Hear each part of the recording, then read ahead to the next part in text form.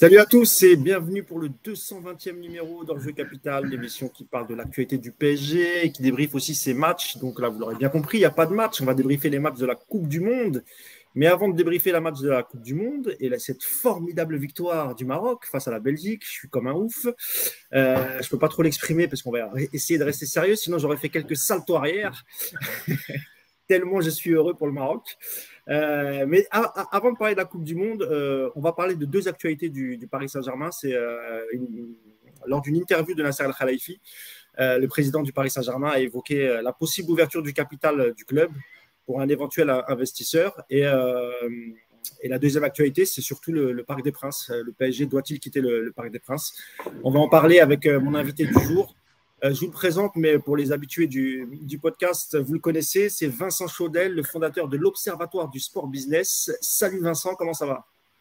Très bien, Mousse. Bonjour Yacine, j'imagine que oui, effectivement, ça doit être la joie, non?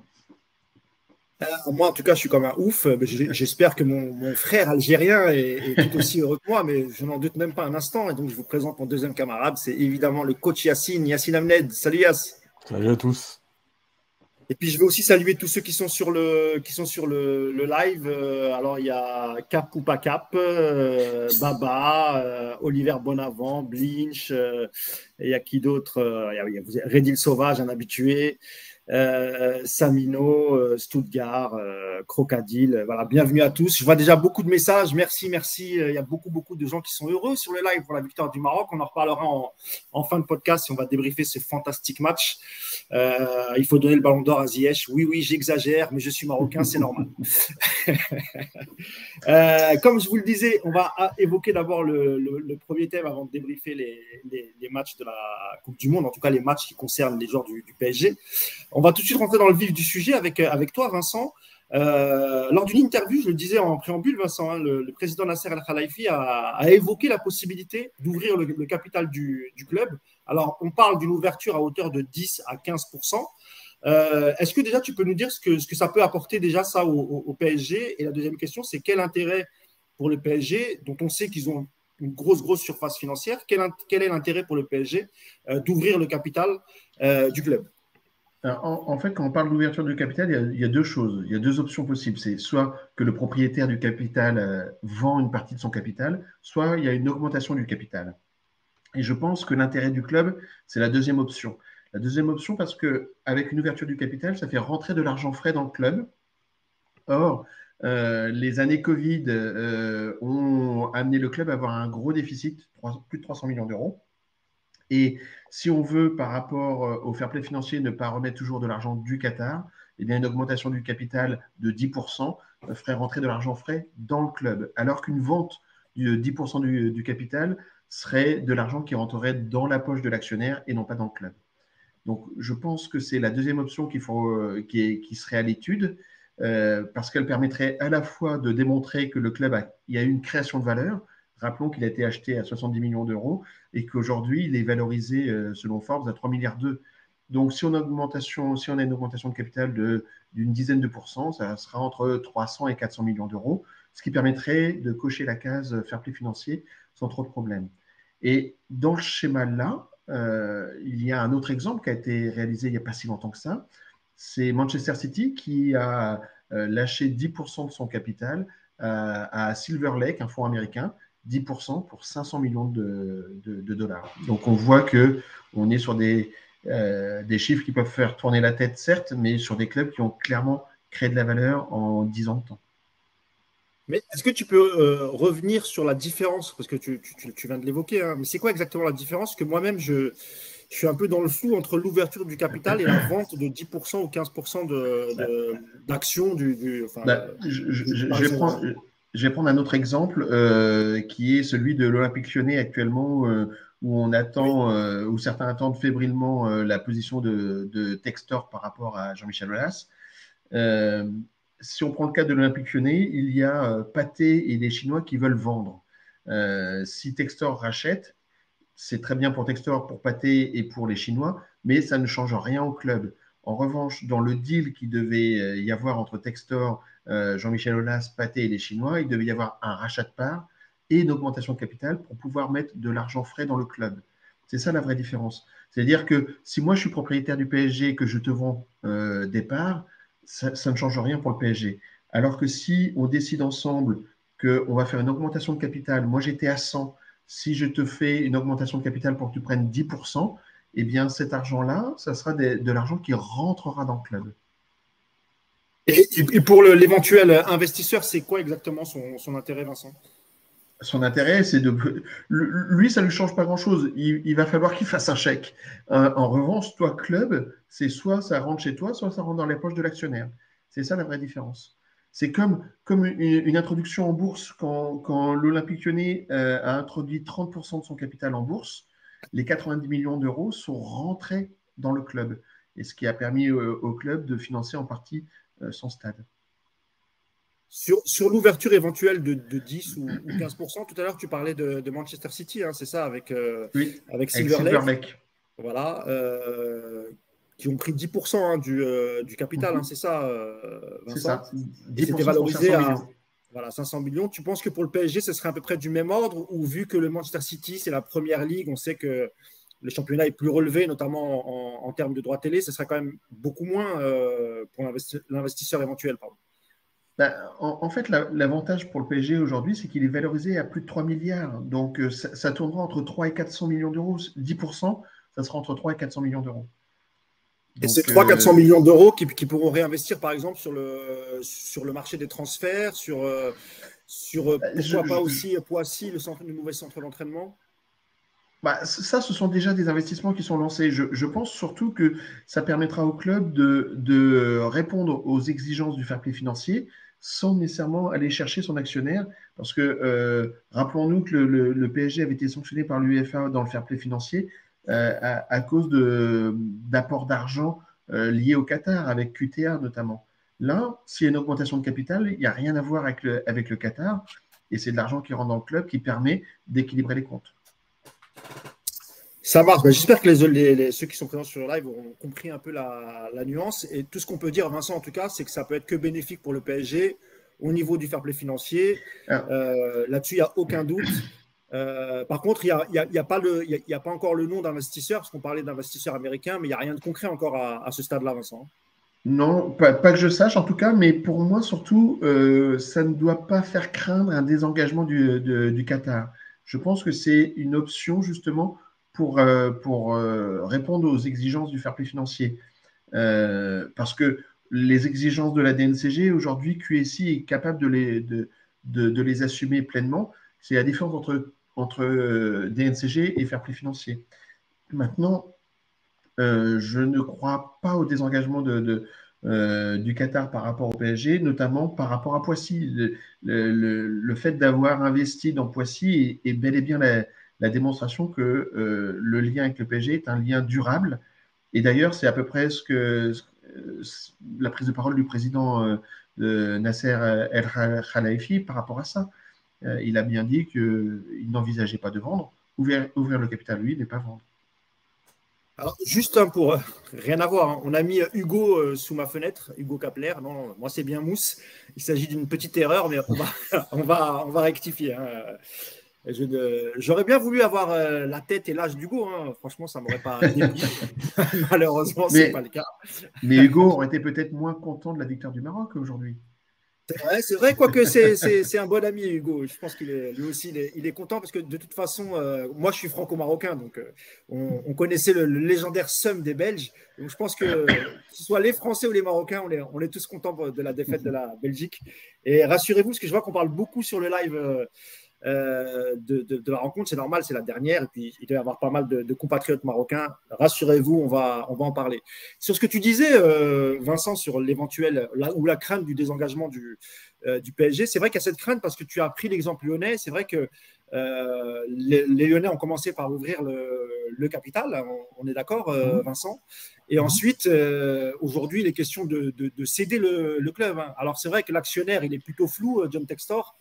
C'est pas sûr que ça se fasse avec lui, mais c'est vrai qu'il y avait des craintes légitimes par rapport aux supporters parisiens quand ils ont vu ou lu l'interview de Nasser. Bah, il y a plusieurs choses, effectivement. C'est qu'on se rend compte depuis quelques années que les investisseurs américains s'intéressent enfin, je dirais, au soccer. Et on voit que 2026, ils accueilleront la Coupe du Monde. La MLS progresse. L'équipe américaine, on la voit dans cette Coupe du Monde, elle tient la route. On ne sait pas jusqu'où elle ira, mais elle tient la route. En tout cas, elle a tenu tête aux Anglais, c'est intéressant. Donc ça, c'est un phénomène nouveau et les Américains, les fonds de pension, les différents fonds, fait qu'ils ont des moyens d'investissement. Et la question, c'est de savoir pour en faire quoi. Et donc, c'est là où ça peut être inquiétant, notamment pour les Lyonnais actuellement, parce que entre le moment où John Textor et Jean-Michel Aulas ont fait leur conférence de presse et aujourd'hui, eh bien, la transaction qui aurait dû être faite, elle a été déjà repoussée 2 ou 3 fois. Et on peut se demander vraiment si elle va avoir lieu. Donc ça, c'est un vrai sujet d'inquiétude. Je ne crois pas que les fans du PSG doivent être dans cet état d'esprit-là, parce qu'il y a pas mal d'éléments qui démontrent, j'ai évoqué le centre de Poissy, mais je ne crois pas que la stratégie de soft power par le sport du Qatar s'arrêtera mi-décembre. Elle va se poursuivre. Oui, le Qatar a l'air insolite financièrement. Ils sont pas à la gorge au point de vouloir céder le Paris Saint-Germain. Il y a quand même Je une crois grosse qu'ils ont, différence entre l'Olympique Lyonnais et le PSG. je crois qu'ils ont de la marge, effectivement. Par contre, ouais, c'est vrai que là où c'est curieux, c'est d'ouvrir à un fonds de pension américain. Ouais, moi, je trouve ça un peu bizarre. Parce que d'ailleurs, toi, tu as parlé aussi en parallèle, puisqu'on avait mis un extrait de l'interview qu'on avait faite ensemble pour le site parisunited.fr.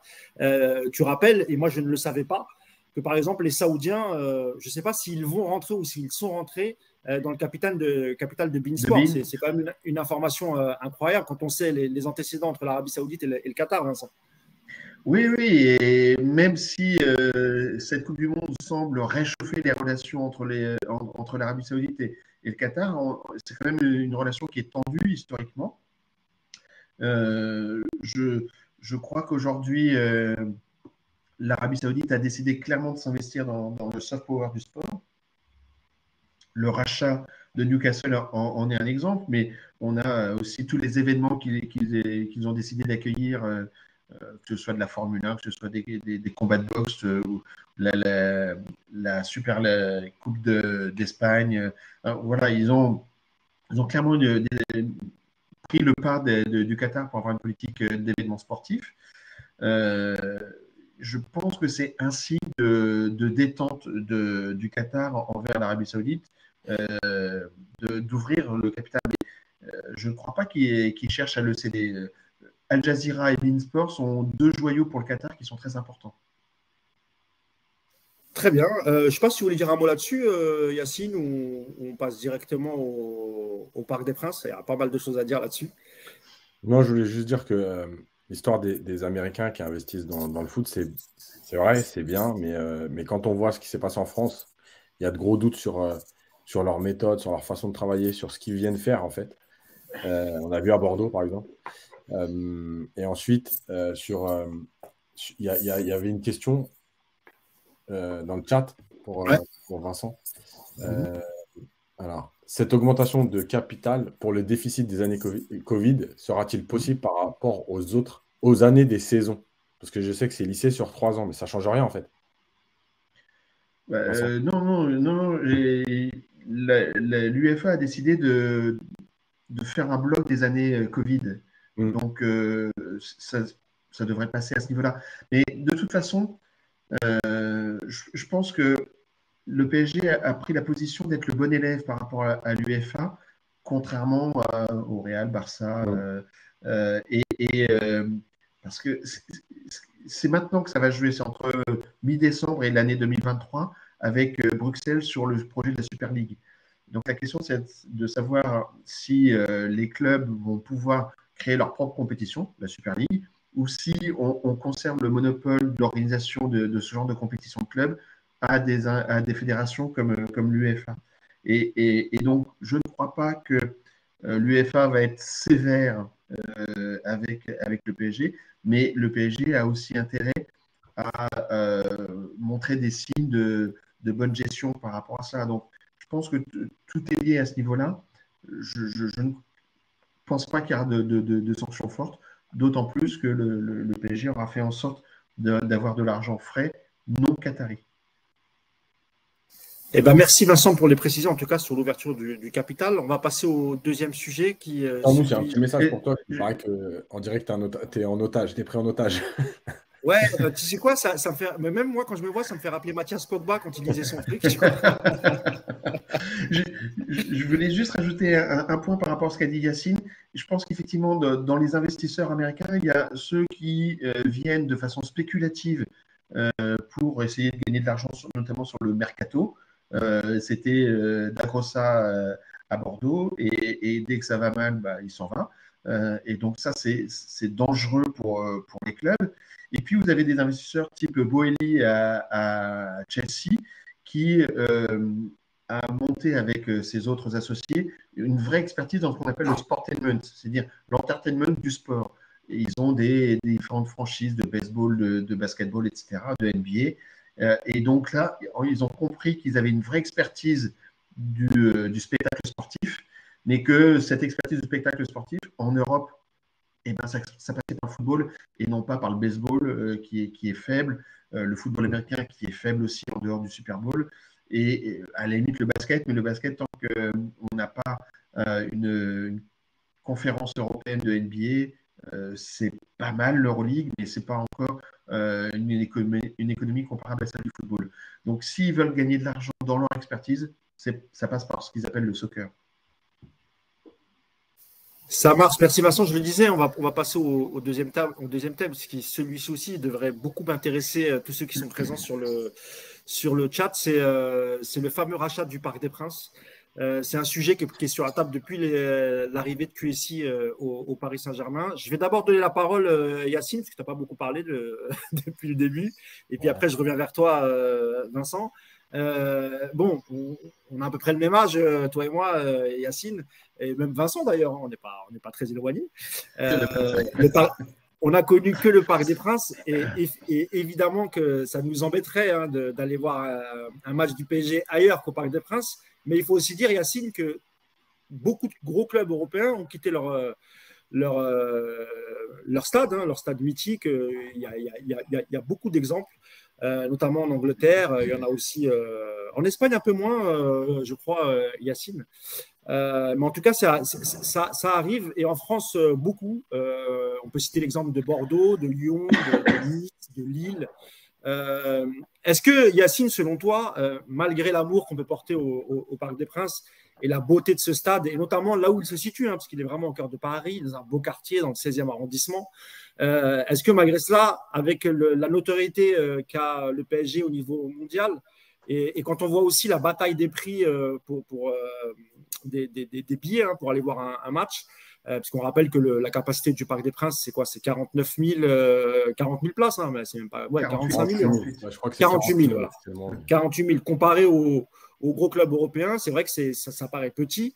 Est-ce que selon toi, voilà, malgré la nostalgie, l'amour, etc., il y a un moment, il faut passer à la vitesse supérieure et voir plus grand et viser un stade de 80 000 places, que ce soit au Stade de France ou carrément le construire. Et je vais changer de place pour arrêter d'avoir cette vision de prise d'otage. Je te laisse la parole le temps que je change de place.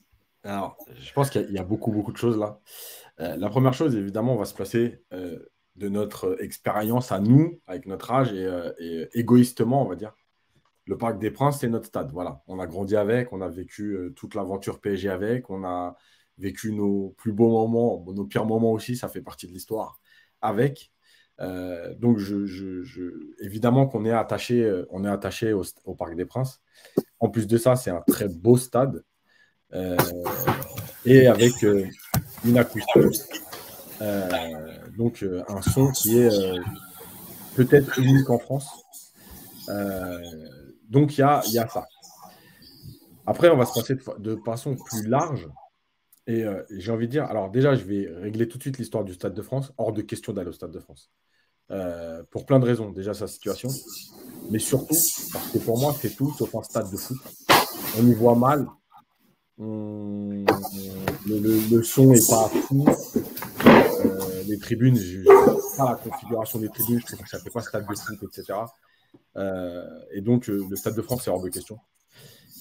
Maintenant, on va se passer de façon plus large. Il y a une liste d'attente de 15 000 personnes pour être abonné au PSG. Le stade, les matchs se jouent tous à guichet fermé. Ça veut dire qu'il y a aussi des gens qui ne peuvent pas se rendre au stade parce qu'il n'y a pas assez de place. Et je pense qu'en fait, il faut faire de la priorité d'agrandissement ou d'arrangement du Parc des Princes. C'est la priorité, parce que si Paris peut rester au Parc des Princes, c'est l'idéal. Maintenant, si ce n'est pas possible, parce que la mairie de Paris demande trop, parce que ce n'est pas possible en termes d'aménagement, parce qu'on a parlé de l'histoire du périphérique, de descendre la pelouse, ça engendrerait des complications en termes de circulation, etc. Il faut trouver une autre solution. Parce que, comme tu l'as dit, tu parlais de certains clubs, l'Atlético Madrid, la Juve, le Bayern ont changé de stade et l'identité club n'a pas changé. Donc, il ne faut pas non plus en faire le drame absolu de changer de stade. J'ai envie de te dire, c'est un peu comme nous, on a grandi souvent dans le même endroit pendant 20 ans, 25 ans, et puis un jour on part et ça fait mal au cœur. Mais c'est l'histoire de la vie. Ça dépend d'où on part, Yacine. Hein. Ouais, aussi. On est content de partir. Mais voilà, c'est l'histoire de la vie. Donc, il ne faut pas en faire un drame absolu à partir du moment où tu gardes ton identité club. J'ai envie de dire, il y a aussi notre façon égoïste de faire les choses. Parce qu'aujourd'hui, nous, on a 45 ans, 46 ans, 50 ans. Attends, Yacine, juste avant que je te laisse finir, mais Vincent, si tu peux rafraîchir ta page, parce que il me semblerait que tu sois figé depuis tout à l'heure. Comme ça, le temps que Yacine finisse, bah voilà, là c'est bon, tu es revenu. Ouais. Au moins, on te voit bouger. Vas-y, Yacine. Et donc, le truc, c'est qu'aujourd'hui, on a un certain âge, donc on est attaché au Parc des Princes. Mais j'ai envie de dire, si le PSG construisait son propre stade, alors je rappelle que depuis les années Canal+, il y avait aussi l'histoire de l'hippodrome d'Auteuil, qui est pas loin du Parc des Princes, racheter le terrain parce qu'il y a assez de place pour construire un vrai stade, etc. Pourquoi pas. Mais en tout cas, si le PSG décidait de construire son propre stade, alors je suis contre tout ce qui est idée Poissy, Saint-Germain, etc. Pour moi, le stade du PSG il doit être Paris ou très très proche de Paris. Oui, mais tu sais, Yacine, alors, sur ce sujet-là, je vais te couper, mais tu sais qu'à Paris, pour trouver un terrain pour construire un stade, c'est du domaine de l'impossible. Je sais. Et même pour agrandir le Parc des Princes, on sait qu'il y a un souci, Yacine, par rapport au périphérique. Oui. Et que voilà, il y a pas mal de problèmes. Et sur le prix, tu l'as dit, pour revenir au prix que demande la mairie de Paris, il semblerait que les prix qui circulent, c'est 350 millions d'euros. Le PSG a beaucoup investi en travaux pour refaire les loges, les tribunes, etc. Et le PSG n'est pas prêt à mettre 350 millions d'euros. Et j'ai même l'impression que la mairie de Paris lance ce prix pour refuser de le vendre, parce que eux, c'est plus intéressant pour eux de le louer et de récupérer de l'argent. Par contre, le piège, c'est si Nasser, et là je vais donner la parole à Vincent, si Nasser décide de quitter Ah, excuse-moi. Non, je voulais parler d'un truc important. Vas-y. Si Paris construit son stade, en fait, nous, ce qu'on vit avec le parc, en fait, les générations qui vont connaître le nouveau stade pour la première fois, c'est-à-dire ceux qui auront 15, 16, 17 ans, 10 ans plus tard, entre guillemets, ce sera leur stade, en fait.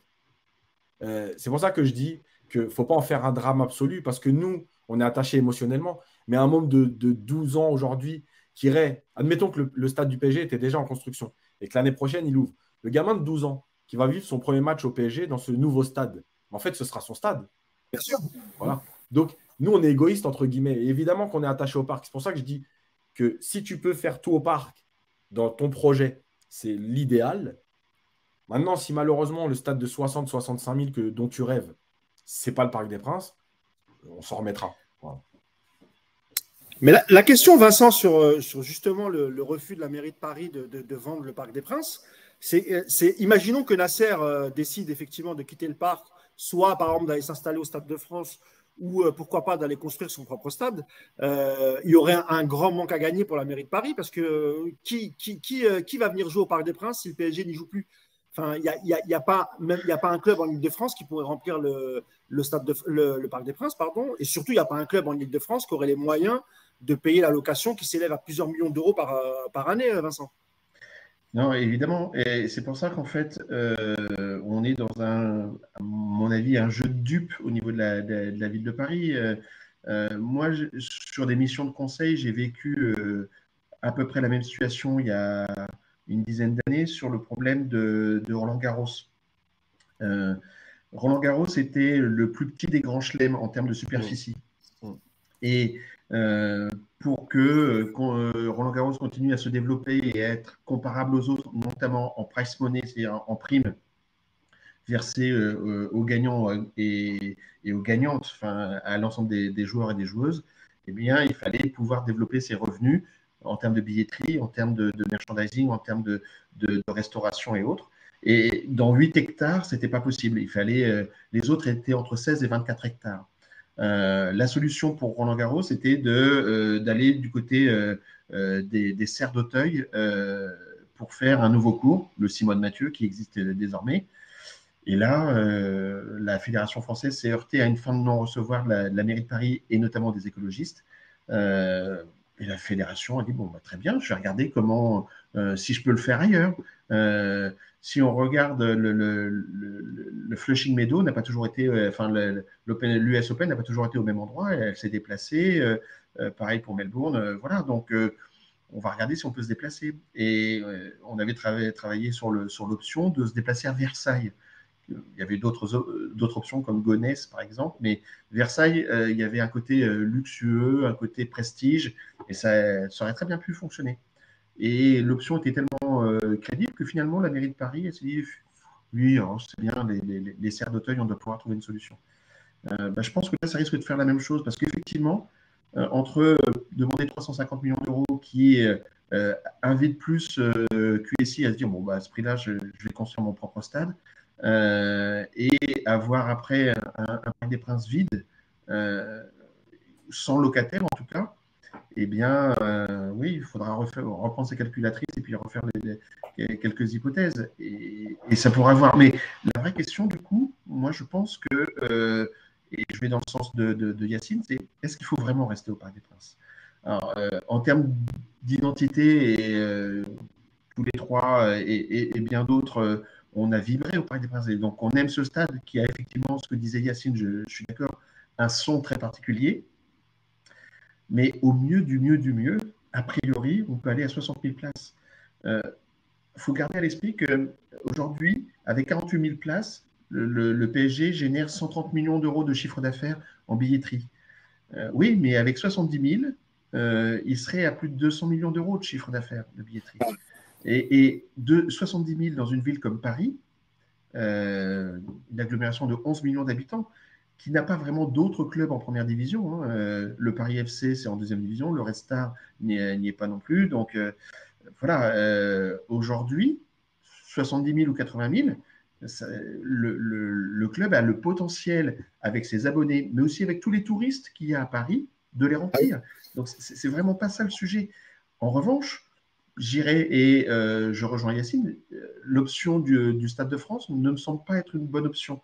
Alors, il y a les aspects footballistiques qu'évoquait Yacine, parce qu'il y a une piste d'athlée, parce que ça n'a pas été un stade fait que pour le football.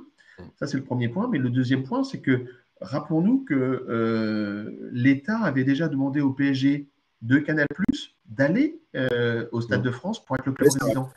Et déjà, Canal+ avait fait, parce que souvent on oublie ça et on voudrait pointer du doigt le fait qu'il y ait une démarche forcément mercantile du PSG version QSI.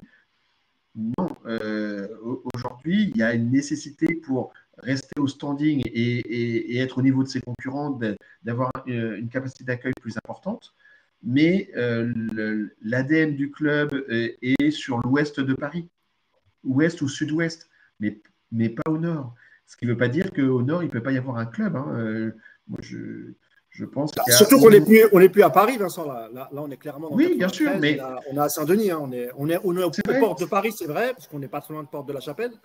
Mais là, on ne sera plus dans Paris intramuros. Oui, mais si tu bascules sur Auteuil ou Longchamp, tu ne seras peut-être plus nécessairement sur Paris non plus, ou Saint-Cloud. Mais en fait, il faut faire en sorte...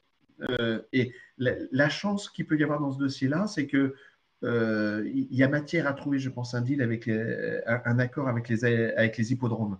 Parce qu'on a dans cette partie de l'Île-de-France pas mal d'hippodromes. Et les hippodromes, c'est une surface au sol très importante qui permet de placer un stade, l'accessibilité, les parkings associés, etc. Donc, il y a des alternatives. Vincent, Oui. Là-dessus, par exemple, sur les hippodromes, les terrains appartiennent à qui? Parce que si les terrains, par exemple, appartiennent à la mairie de Paris, on a une question qui est intéressante, c'est est-ce que Anne Hidalgo, enfin, ou la mairie de Paris ne mettrait pas des bâtons dans les roues pour des permis de construire, etc. Je ne crois pas que ça appartienne à Paris. Je crois que ça appartient à France Gallo ou euh, d'autres structures le Donc une long de société ça. privée alors. Oui, je pense. Il me semble. Il faudrait vérifier, mais je ne crois pas que le foncier appartienne à Paris. D'accord. Mais si, par exemple le QSI trouve un terrain sur Paris, ce qui est très difficile, hein, on l'avait dit tout à l'heure avec Yacine, hein, trouver un terrain d'envergure pour construire un nouveau stade dans Paris, ça paraît très compliqué, mais pourquoi Ouais. pas? Est-ce que là, il y a un risque de la mairie de Paris, un risque de blocage, ou en tout cas de ne pas attribuer ce permis de construire pour embêter justement le PSG qui quitterait le Parc des Princes? Ah, mais à un moment donné, il y aura ce que j'évoquais tout à l'heure avec Roland Garros. Il peut y avoir à un moment donné se dire, bon, OK, si on ne trouve pas de terrain d'entente, on s'en va. Tout à l'heure, Yacine évoquait la Juve. La Juve, à un moment donné, voulait un terrain. La mairie de Turin ne voulait pas. Ils ont regardé, ils ont dit, du côté de Milan, il y a la possibilité de faire un stade intéressant. Finalement, la mairie de Turin a trouvé une solution. Donc, parce que c'est quand même intéressant d'avoir un club qui porte ton nom, qui porte ta notoriété, qui anime ta cité. Oui, c'est plutôt utile. Yacine, je vois qu'il y a quelqu'un qui nous dit pas sûr que les abonnés d'Auteuil, enfin les abonnés historiques hein, suivent, mais en vérité, on l'a dit tout à l'heure, hein, d'autres grands clubs, je pense notamment à Arsenal, hein, qui joue à Highbury et qui joue Exactement. maintenant à Emirates, qui a une grosse fanbase à Londres, bah, ils ont quand même suivi. Non, Je mais pense, Yacine, que c'est d'abord l'amour du club qui prime et que quoi qu'il arrive, ils se feront une raison et qu'ils finiront par aller dans le nouveau stade, Yacine. en fait, je pense que c'est ça. Alors, je rajouterais, on a oublié quelque chose de très important, c'est San Siro, donc Giuseppe Meazza, le stade de Milan, qui va être détruit dans quelques années. C'est aussi un stade historique d'Europe. Et ça, enfin, ça fait moins parler que chez nous, j'ai envie de dire presque. Euh, Même si il y a deux clubs qui se partagent le stade, mais en tout cas, ça a l'air d'être moins important. Voilà. Pour les supporters, je pense que c'est comme tout, encore une fois, je le répète, émotionnellement, on sera touché. Les premiers matchs, ce sera un peu bizarre. Mais tu sais, moi, j'ai l'habitude, il y a des choses. Tu vois, par exemple, l'histoire des maillots, etc. Alors évidemment, les couleurs, il n'y a pas de problème. Mais si vous regardez bien, il y a des maillots qui sont plus marquants que d'autres parce que l'aventure de cette saison-là est spéciale. Et moi, je pense qu'en vrai, le nouveau stade, ce sera la même chose. C'est-à-dire que les premières semaines seront compliquées en termes d'attachement. Oui, tu n'auras pas tes repères, ce sera un nouveau stade. Tu te dis, ouais, c'est plus notre stade, etc. Mais maintenant, si la première saison, il y a des super matchs et que ça commence à prendre, mais on fera comme tout le monde, on passera à autre chose. C'est notre, enfin, je veux dire, c'est l'histoire de notre vie. Encore une fois, tu as travaillé pour des sociétés auxquelles tu étais attaché, et puis tu es parti et tu t'es dit, je ne trouverai jamais ça ailleurs, et puis finalement, tu as trouvé mieux. Tu as déménagé de ton quartier d'enfance et tu es parti, et puis il t'a fallu un peu de temps, mais tu as trouvé mieux. Voilà, et encore une fois, il y a plein de grands clubs. On est en train de parler quand même de la Juve, du Bayern, qui ont changé de stade. Voilà, le Bayern, enfin, on est tout le temps en train de citer le Bayern en modèle d'identité club, d'institution. Le Bayern, ils sont partis de leur stade olympique, ils se sont retrouvés à l'Allianz Arena, et à l'arrivée, en fait, la vie continue, quoi. Et le stade, il est Et, plein, et ils ont gagné avec des champions, et voilà. et la clé pour. Je te rejoins complètement, Yacine. La clé, en fait, ça va être ce qui va se passer dans ce stade-là, les émotions que tu vas générer. C'est si on prend le cas du LOSC, le problème du LOSC quand ils sont arrivés dans le stade Pierre-Mauroy, qui s'appelle désormais Decathlon Arena, c'est qu'ils y sont arrivés 1 ou 2 ans trop tard, ils n'avaient plus Eden Hazard, etc. Et donc ça a mis du mal à se développer. Les Girondins de Bordeaux, ils déménagent à un moment où ils ont une équipe qui est très faible, enfin, beaucoup trop faible. Donc c'est là où les déménagements peuvent être problématiques, c'est si ça ne coïncide pas avec une période de dynamique sportive. Mais si ton équipe est très forte, c'est le cas du Bayern quand elle est arrivée dans son nouveau stade, bah, ça n'a été que un enchaînement de superbes souvenirs pour les fans, tout simplement. Et Vincent, pour prendre l'exemple de Lyon, Lyon aussi a payé très cher quand même la construction du nouveau club parce qu'ils n'ont pas pu investir, par exemple, beaucoup sur le mercato parce qu'ils avaient la construction du club qui paye toujours, hein, qui paye à crédit. Bordeaux, tu l'as rappelé, eux, aujourd'hui, ils sont en Ligue 2 et même quand ils étaient en Ligue 1, ils avaient du mal à le remplir parce qu'il y a aussi parfois des sites qui sont mal desservis. Je crois que c'est le cas aussi je ne sais pas si c'est le cas à Nice, mais c'est le cas à Bordeaux, il me semble. Il y a aussi toute cette problématique, Vincent. Oui, tout à fait. Mais si on prend le cas de Bordeaux, le stade, il est arrivé, c'est un peu comme Lille d'ailleurs, 2 ou 3 ans trop tard. Et l'absence du stade l'absence du nouveau stade ou le retard sur la livraison du nouveau stade a contraint le club à chaque année quasiment à faire 20 ou 30 millions d'euros de vente de joueurs. Et donc, ça a impacté le niveau sportif de l'équipe. Ils sont arrivés dans le stade très bien, mais ils ne sont pas arrivés dans le stade au meilleur moment pour eux sportivement. Et on voit aujourd'hui la difficulté. S'ils ont besoin d'un nouvel investisseur pour mettre de l'argent frais dedans, c'est en partie parce que sur les 5 dernières saisons, ils ont loupé plusieurs fois la Coupe d'Europe. C'est ça. Et à ce niveau-là, je crois que l'actionnaire du PSG et sa surface financière ressemble plutôt à une garantie qu'il pourrait y avoir un déménagement sans nécessairement impacter le niveau sportif du club. Et à ce moment-là, on pourra se dire que oui, ça sera dans un autre stade, mais avec toujours une très belle équipe qui générera du coup de l'émotion pour les fans. Vincent, une question qu'on a posée sur le chat. Est-ce que ça permettrait aussi, quand tu as un stade de 80 000 places ou de 70 000, de faire baisser le prix des billets ou le PSG va continuer quand même parce qu'on sait qu'aujourd'hui, c'est aussi un lieu touristique, le Parc des Princes aujourd'hui. Et peut-être que le futur stade le sera aussi parce que les touristes veulent venir voir jouer Mbappé, Neymar, Messi. Mais est-ce que selon toi, ça pourrait changer la politique de prix? Parce qu'on sait que déjà, il y a une grosse inflation avec la plateforme Ticket Place. Est-ce que selon toi, ça pourrait aussi permettre de baisser un peu les prix, étant donné que tu gagnerais 20 ou 30 000 places? Oui, c'est possible. Après, je ne gère pas la politique billetterie du club, mais oui, ça serait possible parce qu'en fait, un stade, c'est comme un avion où vous avez de la first, de la business class et puis de l'éco. Mais quand vous avez une nécessité d'avoir beaucoup de chiffres d'affaires et la possibilité d'avoir beaucoup de loges ou de places entreprises, bah forcément, du coup, vous avez du mal à conserver des places populaires. Si vous augmentez la capacité, vous allez pouvoir avoir une variété de tarification.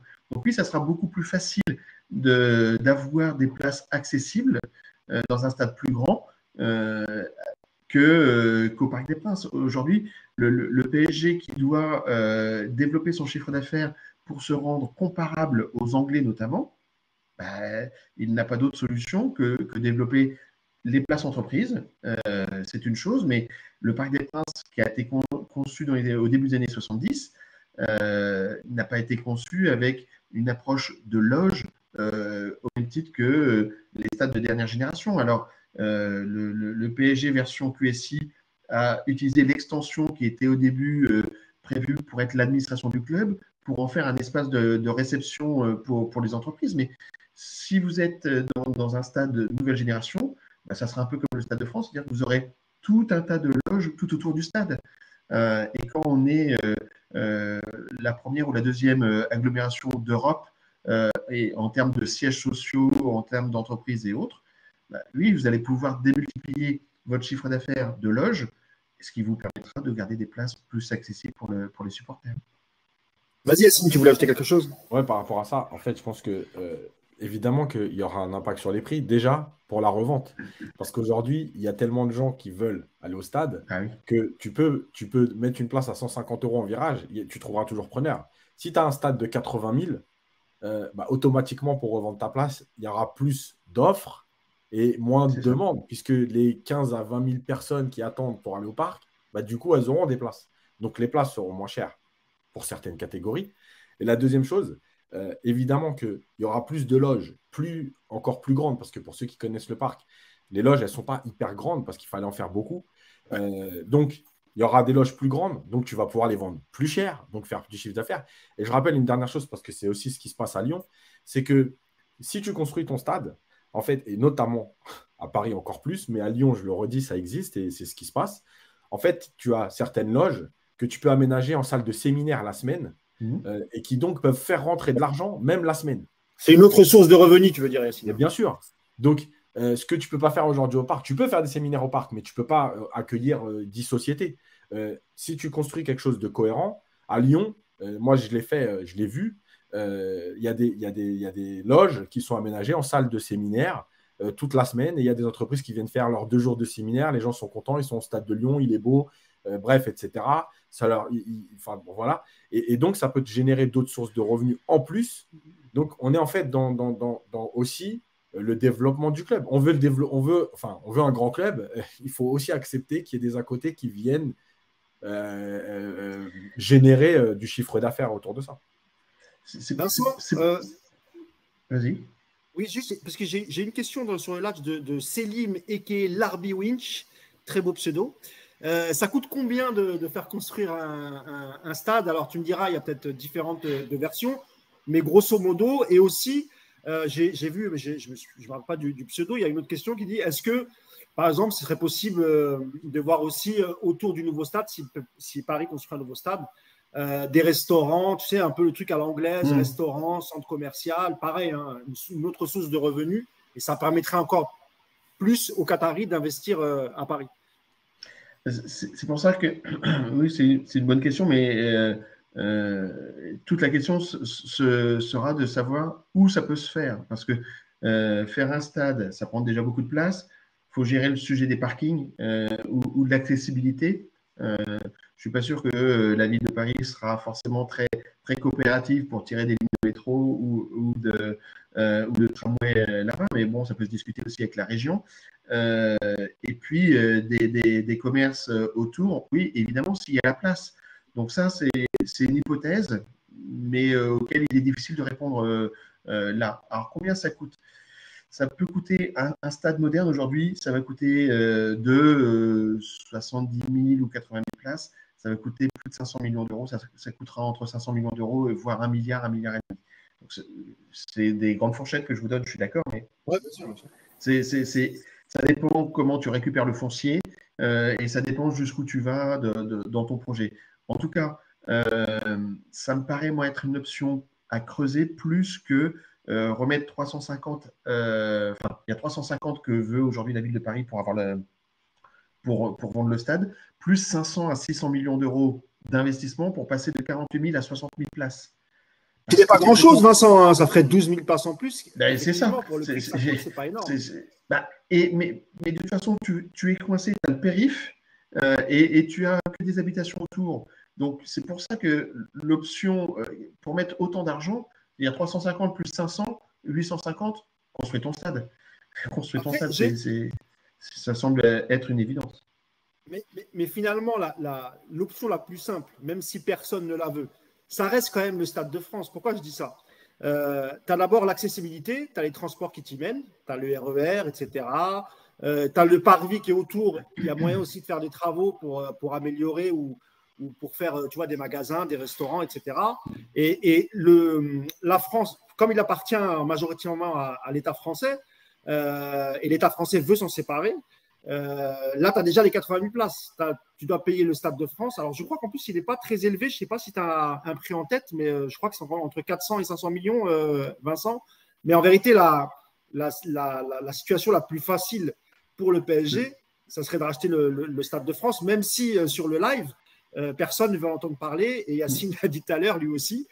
Voilà, c'est dans le nord de Paris. Il y a des questions d'insécurité. On l'a vu lors de la finale Liverpool-Real Madrid. Mais c'est la solution la plus facile pour QSI, Vincent. C'est la plus économique. Ouais.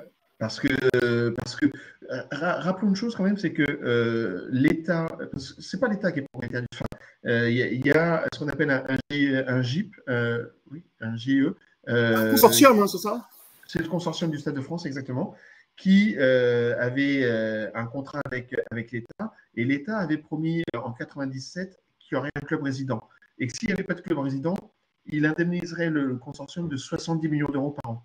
Donc voilà, ça commence à faire cher l'année, l'absence de club résident. Donc oui, évidemment.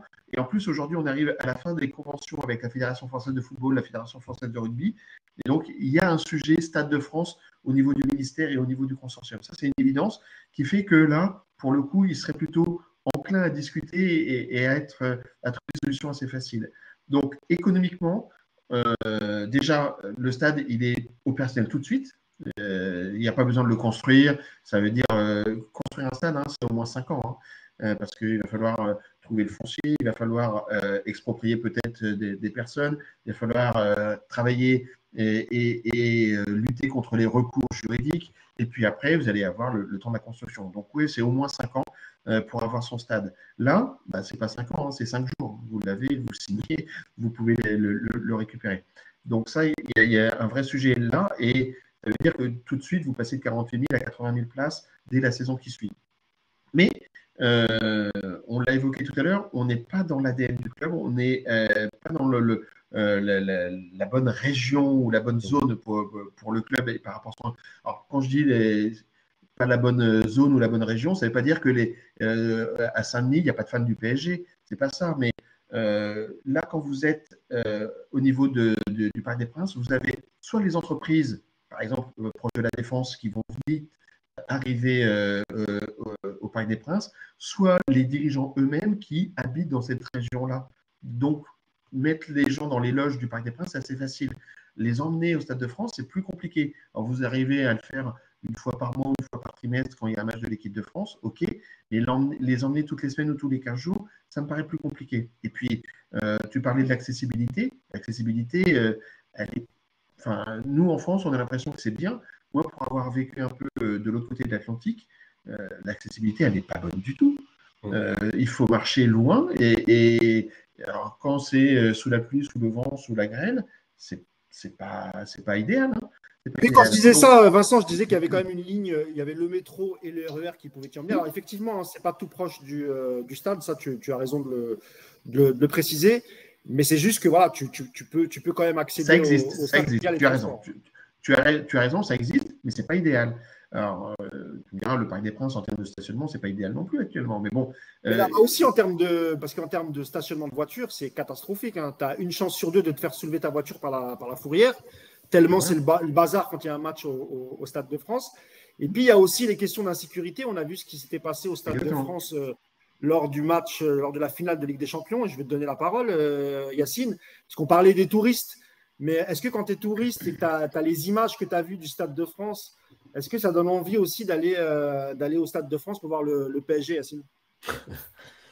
Évidemment que ça donne pas envie, mais de toute façon, même s'il n'y avait pas les images, ça donne pas envie. Nous, on est de la région parisienne et franchement, le Stade de France, moi, il me donne pas envie. Mais je parle même pas du secteur où il est. Il y a trop de choses qui sont négatives. Il y a l'emplacement du RER. Quand tu sors du stade, si tu es comme tout le monde et que tu attends la fin du match, il y a une chance sur deux que tu rates le dernier RER tellement il y a de monde et qu'on ne te laisse pas passer comme ça. C'est la voiture, bon, c'est même pas en rêve. La sonorisation du stade, elle est horrible. La vision, elle est horrible. Mais est-ce qu'on peut faire des travaux par rapport à tout ce que tu dis, Yacine? La sonorisation, la piste d'athlétisme, etc. Il peut y avoir des travaux faits par rapport à ça? Pas la piste, mais tu peux. Je sais même pas la sonorisation, puisqu'en fait, il y a une construction qui est spéciale. Franchement, je sais pas. Maintenant, ce qui est sûr, moi, je trouve que le Stade de France, il a tout négatif. À part l'histoire qu'il a avec l'équipe de France, il n'y a rien de positif dans ce stade. Et puis pour terminer, je rejoins moi ce que dit Vincent, ça veut dire que pour moi, le Stade de France, il y a un club prédestiné à jouer au Stade de France, c'est le Red Star. Le PSG, c'est Saint-Germain, c'est le 78, c'est l'Ouest, Sud-Ouest. Paris doit rester. Et c'est pour ça que j'ai tout de suite évoqué l'histoire de l'hippodrome d'Auteuil, parce que non seulement ça avait déjà été évoqué à l'époque de Canal+, mais parce qu'en fait, il y a à peu près tout. Il y a la place, il y a le lieu qui est à 500 mètres du Parc des Princes. Donc, tu es dans le même secteur, etc., etc. Et je pense, pour moi, aujourd'hui, pour moi, si tout était réuni, on va dire, c'est le meilleur compromis. Voilà. Maintenant, on sait que ça ne va pas être si simple.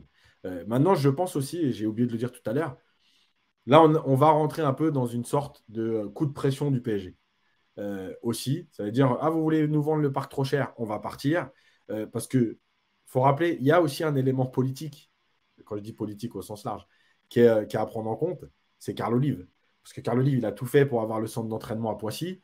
Et vous inquiétez pas qu'il va vite trouver un terrain pour dire il y a un stade constructible à Poissy pour dire, voilà, bah, vous ne voulez pas du PSG à Paris, mais moi, j'ai la place pour eux. Donc, ouais, sauf que Yacine, mais là, en termes d'accessibilité, non, transport, non, c'est pire que le Stade de France, non, Poissy. ça, il n'y a aucun Moi, problème. je connais un peu parce que j'ai vécu dans les Yvelines. Je ne sais pas ce que tu en penses, Non, Vincent. non, Mais est-ce que tu vois, toi, des Parisiens Mousse, attends, tous Mousse. les 15 jours se déplacer à Poissy? Je termine. Ah ouais. Je parle du coup de pression. Évidemment que dans l'absolu, je ne pense même pas que le PSG ira là-bas. Mais dans le coup de pression, bon, bah écoutez, on a un terrain, on a de quoi construire un stade de 80 000. Donc, on n'est pas à la recherche. Ne croyez pas que vous nous tenez, en fait. C'est ça que je veux dire. Ouais, Là, on va Yacine, rentrer t'as un peu raison. dans un poker menteur. Mais Mais, voilà. mais je pense que je te rejoins là-dessus, Yacine aussi, sur le. Yacine et Mousse. Mousse, je ne crois pas que ce soit l'intérêt du PSG de s'expatrier aussi loin. Ça, c'est une chose. Et je rejoins Yacine sur la notion de coup de pression, ce que j'évoquais avec Roland Garros, par exemple. Mais dans le jeu de coup de pression politique, je pense que dans ce sujet-là, je ne suis pas sûr qu'à Doha, on ait tellement apprécié les prises de position de la ville de Paris sur le boycott, sur la Coupe du Monde, etc. Et Oui, que aussi, c'est vrai. s'ils ont une alternative, je ne serais pas étonné qu'ils la saisissent.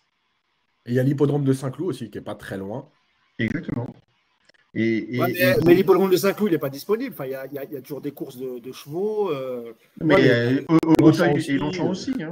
Mais il y a des discussions qui sont possibles. Mm. Tu as beaucoup d'hippodromes dans la zone, hein, quand même. Ouais. Ouais, non, c'est clair. Dernière question à ce sujet, comme ça après je te libère, mon cher Vincent.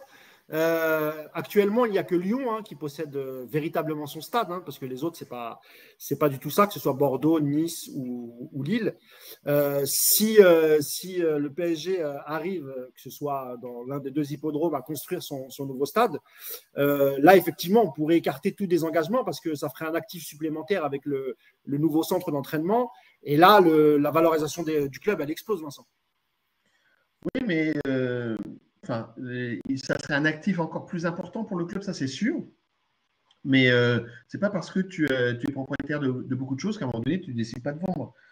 Je pense que ce qui fait que le PSG n'est pas à vendre malgré l'ouverture du capital, c'est qu'aujourd'hui, c'est un élément majeur de la stratégie de l'État du Qatar qui n'est pas pris à la gorge. Donc, s'ils peuvent faire l'opération, ça ne sera qu'une création de valeur de plus dans le club et à ce moment-là, ils passeront la barre des 3 milliards et ils iront chercher la barre des 4 milliards ou des 5 milliards, c'est-à-dire qu'ils rentreront dans le top 5 des clubs mondiaux parce que au-delà de 5 milliards, il y a essentiellement des franchises de NFL. Quoi. Donc, mais la marque Paris, elle est plus forte qu'une marque Dallas, par exemple. Or, Dallas, aujourd'hui, c'est 7 à 8 milliards de dollars la valeur. Mais si effectivement Paris venait à être propriétaire de son stade, je pense qu'il serait entre 4 et 5 milliards sans trop de problème.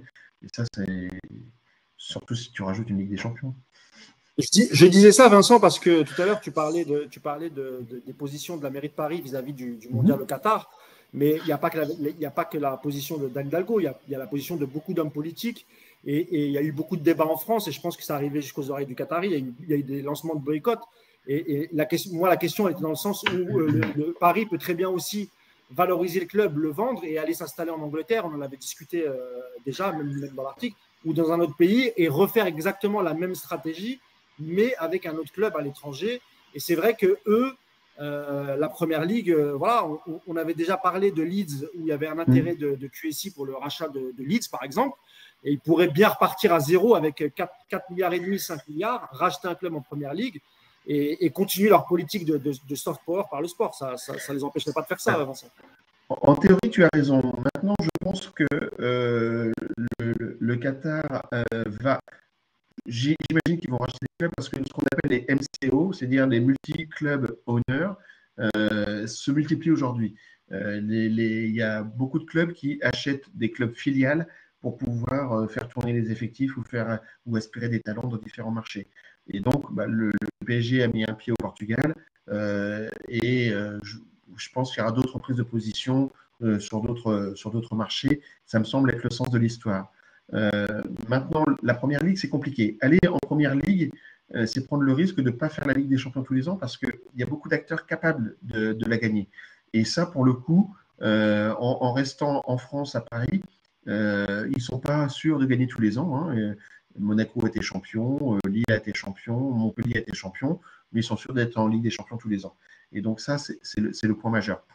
Deuxième point, la marque Paris, dans l'univers du luxe, qui est l'univers des pays du Golfe, elle vaudra toujours plus que Newcastle, que Manchester. Oui, on peut discuter de la marque Paris au niveau du football, mais dans l'inconscient collectif de ce qu'est Paris, je crois que ça correspond très bien à ce que le Qatar aime, et donc ils vont le garder. À mon avis, ils vont le garder. Par contre, rendre la monnaie de la pièce, et d'ailleurs le ministre des Affaires étrangères du Qatar a laissé il y a une semaine, 15 jours, un petit message qui dit en clair, on a entendu et on saura s'en rappeler. Et il ne le disait pas que pour la France. Hein. Non, mais tu as raison, c'est pour ça que je te posais la question, Vincent. Bah écoute, Vincent, on va pouvoir te libérer. En tout cas, je te remercie beaucoup d'avoir été avec nous pour nous apporter ton éclairage sur l'ouverture du capital et peut-être le départ du PSG du Parc des Princes, que ce soit au Stade de France ou dans un stade qu'il aura construit. Je te laisse profiter de ton week-end en Normandie, de ton dimanche en Normandie. Donc c'est pour ça que j'explique que la connexion n'était pas très très bonne, parce que tu es à la campagne et que c'est déjà pas mal que tu es tenu. Hein. C'est déjà pas mal. Merci les amis. Merci beaucoup Vincent et à bientôt. Ciao. À bientôt. Salut Vincent. Nous, on va continuer avec Yacine, et puis là, on va parler un peu football. On va prendre les matchs dans l'ordre. Hein. On va laisser le meilleur pour la fin, évidemment, la victoire du Maroc face à la Belgique. Je ne sais pas si Vincent a bien quitté, parce que l'image est toujours figée. Ouais. Ça va se rafraîchir. Voilà, c'est fait. Yacine. Ouais. On va débuter par le match qui a eu lieu hier entre la France et le Danemark. Victoire 2-1 pour la France, un doublé d'Mbappé. Un Mbappé en forme. Il y a beaucoup de joueurs qui ont été très bons hier, Yacine. Je sais que tu as particulièrement apprécié la première mi-temps, parce que c'est vrai que le début de deuxième mi-temps, on va revenir, il était un peu plus poussif, mais les Français quand même, et par le biais d'Mbappé, a réussi à reprendre l'avantage suite à l'égalisation. Et d'ailleurs, un but avec beaucoup de détermination d'Mbappé, hein, c'est un but de la cuisse, Yacine. C'est pas souvent qu'on voit ça, mais on a vu toute la détermination d'Mbappé pour ce deuxième but. Mais tu voulais vraiment insister sur cette première mi-temps. Il y a eu une différence entre cette première mi-temps-là et la première mi-temps qu'on a vue des Français face à l'Australie, Yacine. Bah ouais, parce qu'il paraît que on était trop exigeants, qu'on était des pisse froids quand on voyait l'équipe de France mal jouer, mais gagner quand même. Et quand on voit la première mi-temps contre le Danemark, on se dit que en fait on était juste en droit de réclamer ça, de réclamer une équipe qui récupère le ballon haut, qui presse, qui joue ensemble, qui va vers l'avant, qui percute. Hein. Non, j'ai toussé, excuse-moi. Et qui est là pour faire mal à l'adversaire. Et donc, c'est tout ce qu'on réclamait de l'équipe de France avec les joueurs qu'il y avait. Et finalement, on se rend compte que là, on l'a eu. Peut-être, je sais qu'il y a plein de gens qui me reprennent sur YouTube et tout, qui n'aiment pas quand je dis ça, mais peut-être au gré des blessures finalement. Parce que si tout le monde avait été opérationnel, peut-être qu'on n'aurait pas eu ce Rabiot-là, parce qu'il a fait une très bonne première mi-temps, qu'on n'aurait pas eu Tu veux dire que Yacine, tu veux dire que ça oblige Deschamps à avoir eu une réflexion, et notamment sur les postes qui sont de Griezmann et de Rabiot qui a encore fait un très bon match.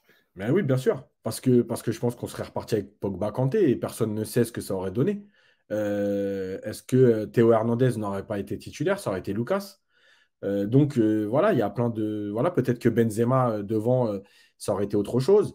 Je ne dis pas, encore une fois, moi je ne fais pas partie de ceux qui disent sans Benzema c'est mieux. Je ne suis pas là-dedans. Mais par contre, ce qui est sûr, c'est qu'il y a des choix qui sont imposés au gré des blessures et des absences et qui aujourd'hui donnent raison à Deschamps. En tout cas, le 11 qui est aligné, moi quand je vois l'activité de Théo Hernandez, je ne peux pas m'empêcher de me dire que si c'était Lucas, faites ce que vous voulez. Ça ne veut pas dire que la France n'aurait pas gagné. Ouais, bien sûr. Mais dans le contenu du match, ça n'aurait pas été pareil. Parce que Théo, il a énormément d'activités, parce qu'il ose attaquer, il ose aller vers l'avant, il ose finir les actions dans la surface, ce que ne fait pas Lucas Hernandez, donc, qui est plus défenseur dans l'âme. Donc voilà, je pense qu'il y a beaucoup de D'ailleurs, choses. c'est lui, Yacine, qui apporte le premier but avec le dédoublement avec Mbappé. Voilà, Bah, c'est lui il qui est avait sur la fin déjà, du. c'est lui qui avait déjà apporté le premier but contre l'Australie.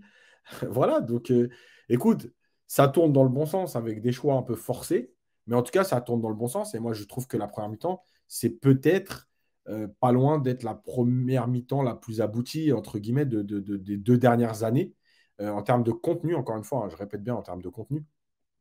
Voilà, après, il y a quand même des choses à dire. C'est-à-dire que, tu vois, et c'est ce que je répète souvent, et je sais que les gens vont encore dire que je suis anti-Mbappé, donc allez-y, faites-vous Et plaisir. oui, c'est vrai, Yacine, tu es anti-Mbappé, tu Ouais, ouais, c'est détestes les vrai. joueurs. Franchement, Euh, je trouve que tu es un peu dur avec lui quand même, hein, ouais, c'est vrai. franchement. Et tu vois, en termes de contenu, par exemple, sur la première période, moi, je préfère le match de Dembélé. Parce que Dembélé, il est juste, il fait reculer la défense danoise, il fait mal sur chaque prise de balle. Ses transmissions, après avoir fait la différence, elles sont bonnes, contrairement à parfois où il a tendance à se rater dans le dernier geste. Là, il y a eu 2 ou 3 bons centres, etc. Alors que Mbappé, sa première période, elle n'est pas bonne. Elle n'est pas bonne. Alors, encore une fois, Par contre, la deuxième, la deuxième, elle est bonne, Yacine, oui, oui, celle oui, mais d'Mbappé. Tu vois, sur le justement, c'est but, que tu la vois, première période, même sur sa motivation, sur le fait que, tu vois, sur le deuxième but, il passe devant les deux défenseurs, il y va. ouais, mais tu vois, la première période, il joue plein de ballons arrêtés. Il y a des centres où il est arrêté. Il ne fait pas des bons choix. Et Dembélé, de l'autre côté, il est très juste et il est très bon. Et en plus, il travaille défensivement. Dembélé, si vous regardez bien, il a énormément aidé, comment il s'appelle, Koundé. Il est venu défendre, il a taclé, il s'est replacé. D'ailleurs, il en a parlé dans une interview d'après-match où il dit c'est ce que me demande le coach de travailler défensivement. Et il a beaucoup travaillé défensivement. Euh, donc, voilà. Maintenant, la première mi-temps d'Mbappé, elle n'est pas bonne. Le problème, c'est que même avec des mauvais choix, évidemment qui pèse dans la tête des Danois, parce que tu sais que tu ne peux pas le laisser. J'ai encore une fois pas aimé son positionnement non plus. J'avais l'impression qu'il se prenait pour un ailier gauche. Si vous avez bien en tête, la première mi-temps, il met 2 centres là-bas sur le côté, sans percuter, sans rien. Enfin bref. Et puis, bah, il y a cette deuxième mi-temps où bah, voilà, il est 2 fois devant le but, il marque. Il est à la finition. Donc, en termes de statistiques, bah, déjà, il marque. C'est le meilleur buteur, un des 3 meilleurs buteurs en activité sur les Coupes du Monde. Il est comment dire, il est à la finition des actions et il te fait gagner le match. Voilà. Enfin, en fait, c'est compliqué de te battre contre ce constat-là.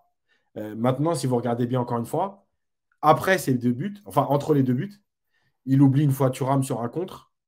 Il fait un mauvais choix sur un autre contre. Donc, voilà, j'ai envie de dire, en fait, c'est terrible ce que je vais dire, parce que ses stats sont exceptionnels, etc. Mais en fait, il pourrait être encore plus extraordinaire. Voilà. Mais malgré tout, c'est lui qui. Enfin, c'est lui. Il y a un collectif, évidemment, hein, mais je veux dire, c'est quand même lui qui, qui marque contre Ouais. l'Australie, qui en met deux contre le Danemark. Alors on sait déjà que psychologiquement, tu pars contre le Danemark en sachant que tu as perdu 2 fois cette année contre eux. Tu vois, voilà, ils ont quand même trouvé les ressources, et Mbappé aussi. Hein. Encore une fois, sur le deuxième but, c'est face à deux défenseurs danois, il arrive quand même à mettre la cuisse. Il y a quelqu'un qui me dit, est-ce que tu es sûr que c'est la cuisse? Moi, c'est ce que j'ai vu.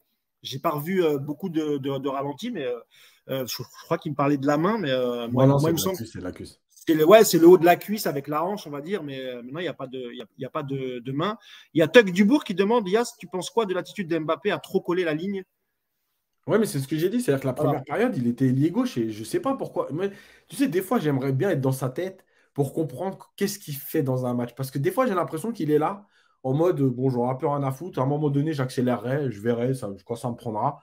Mais pour l'instant, j'ai décidé de faire plaisir.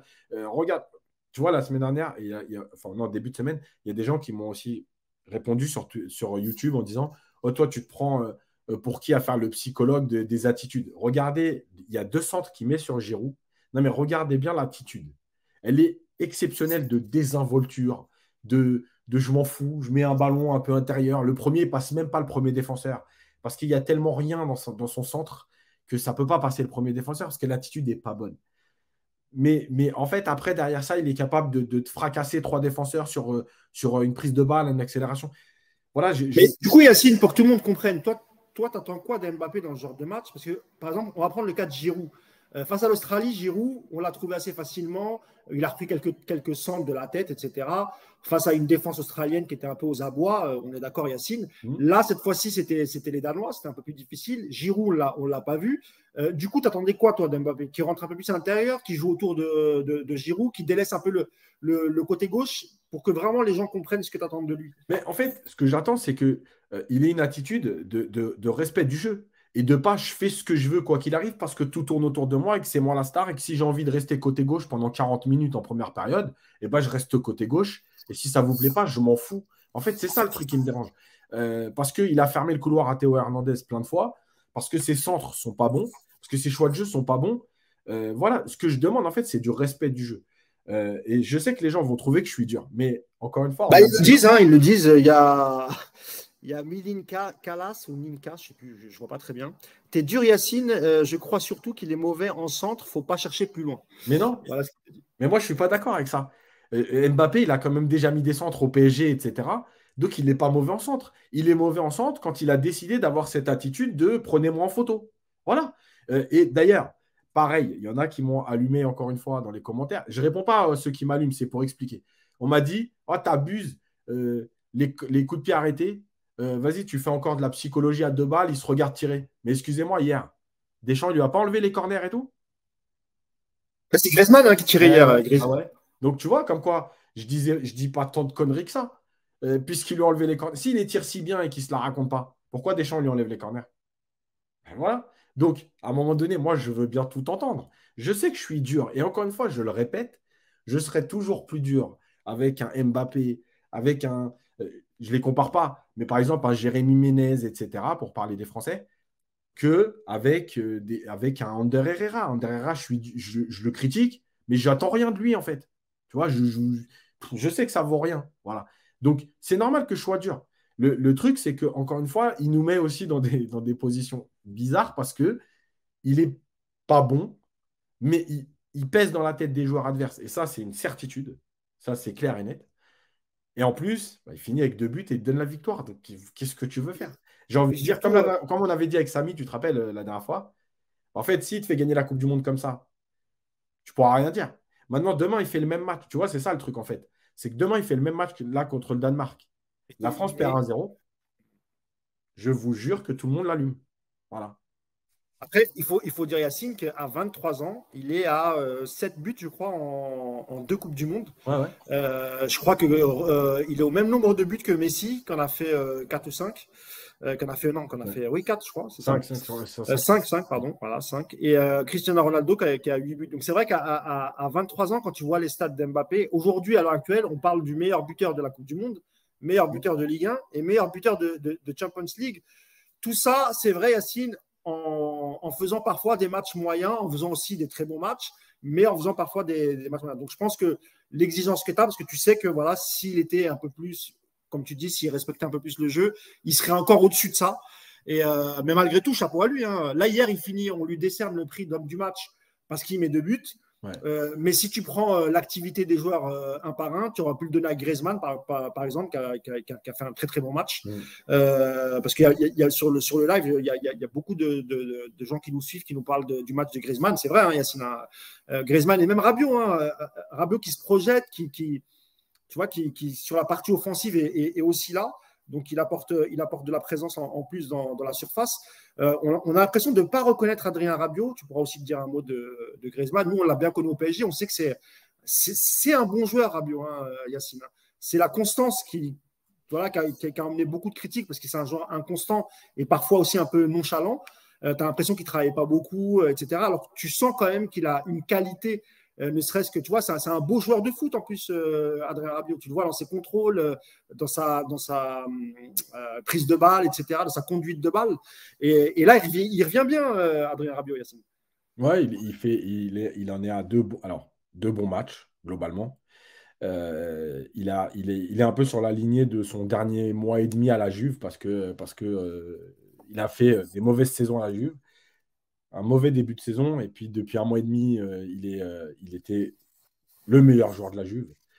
Il est sur cette lignée-là, et je répète encore une fois que moi, j'ai pas aimé ou pas aimé les joueurs. Il y a des joueurs, évidemment, avec qui j'ai plus de sensibilité, parce que c'est comme ça, c'est mon amour du jeu.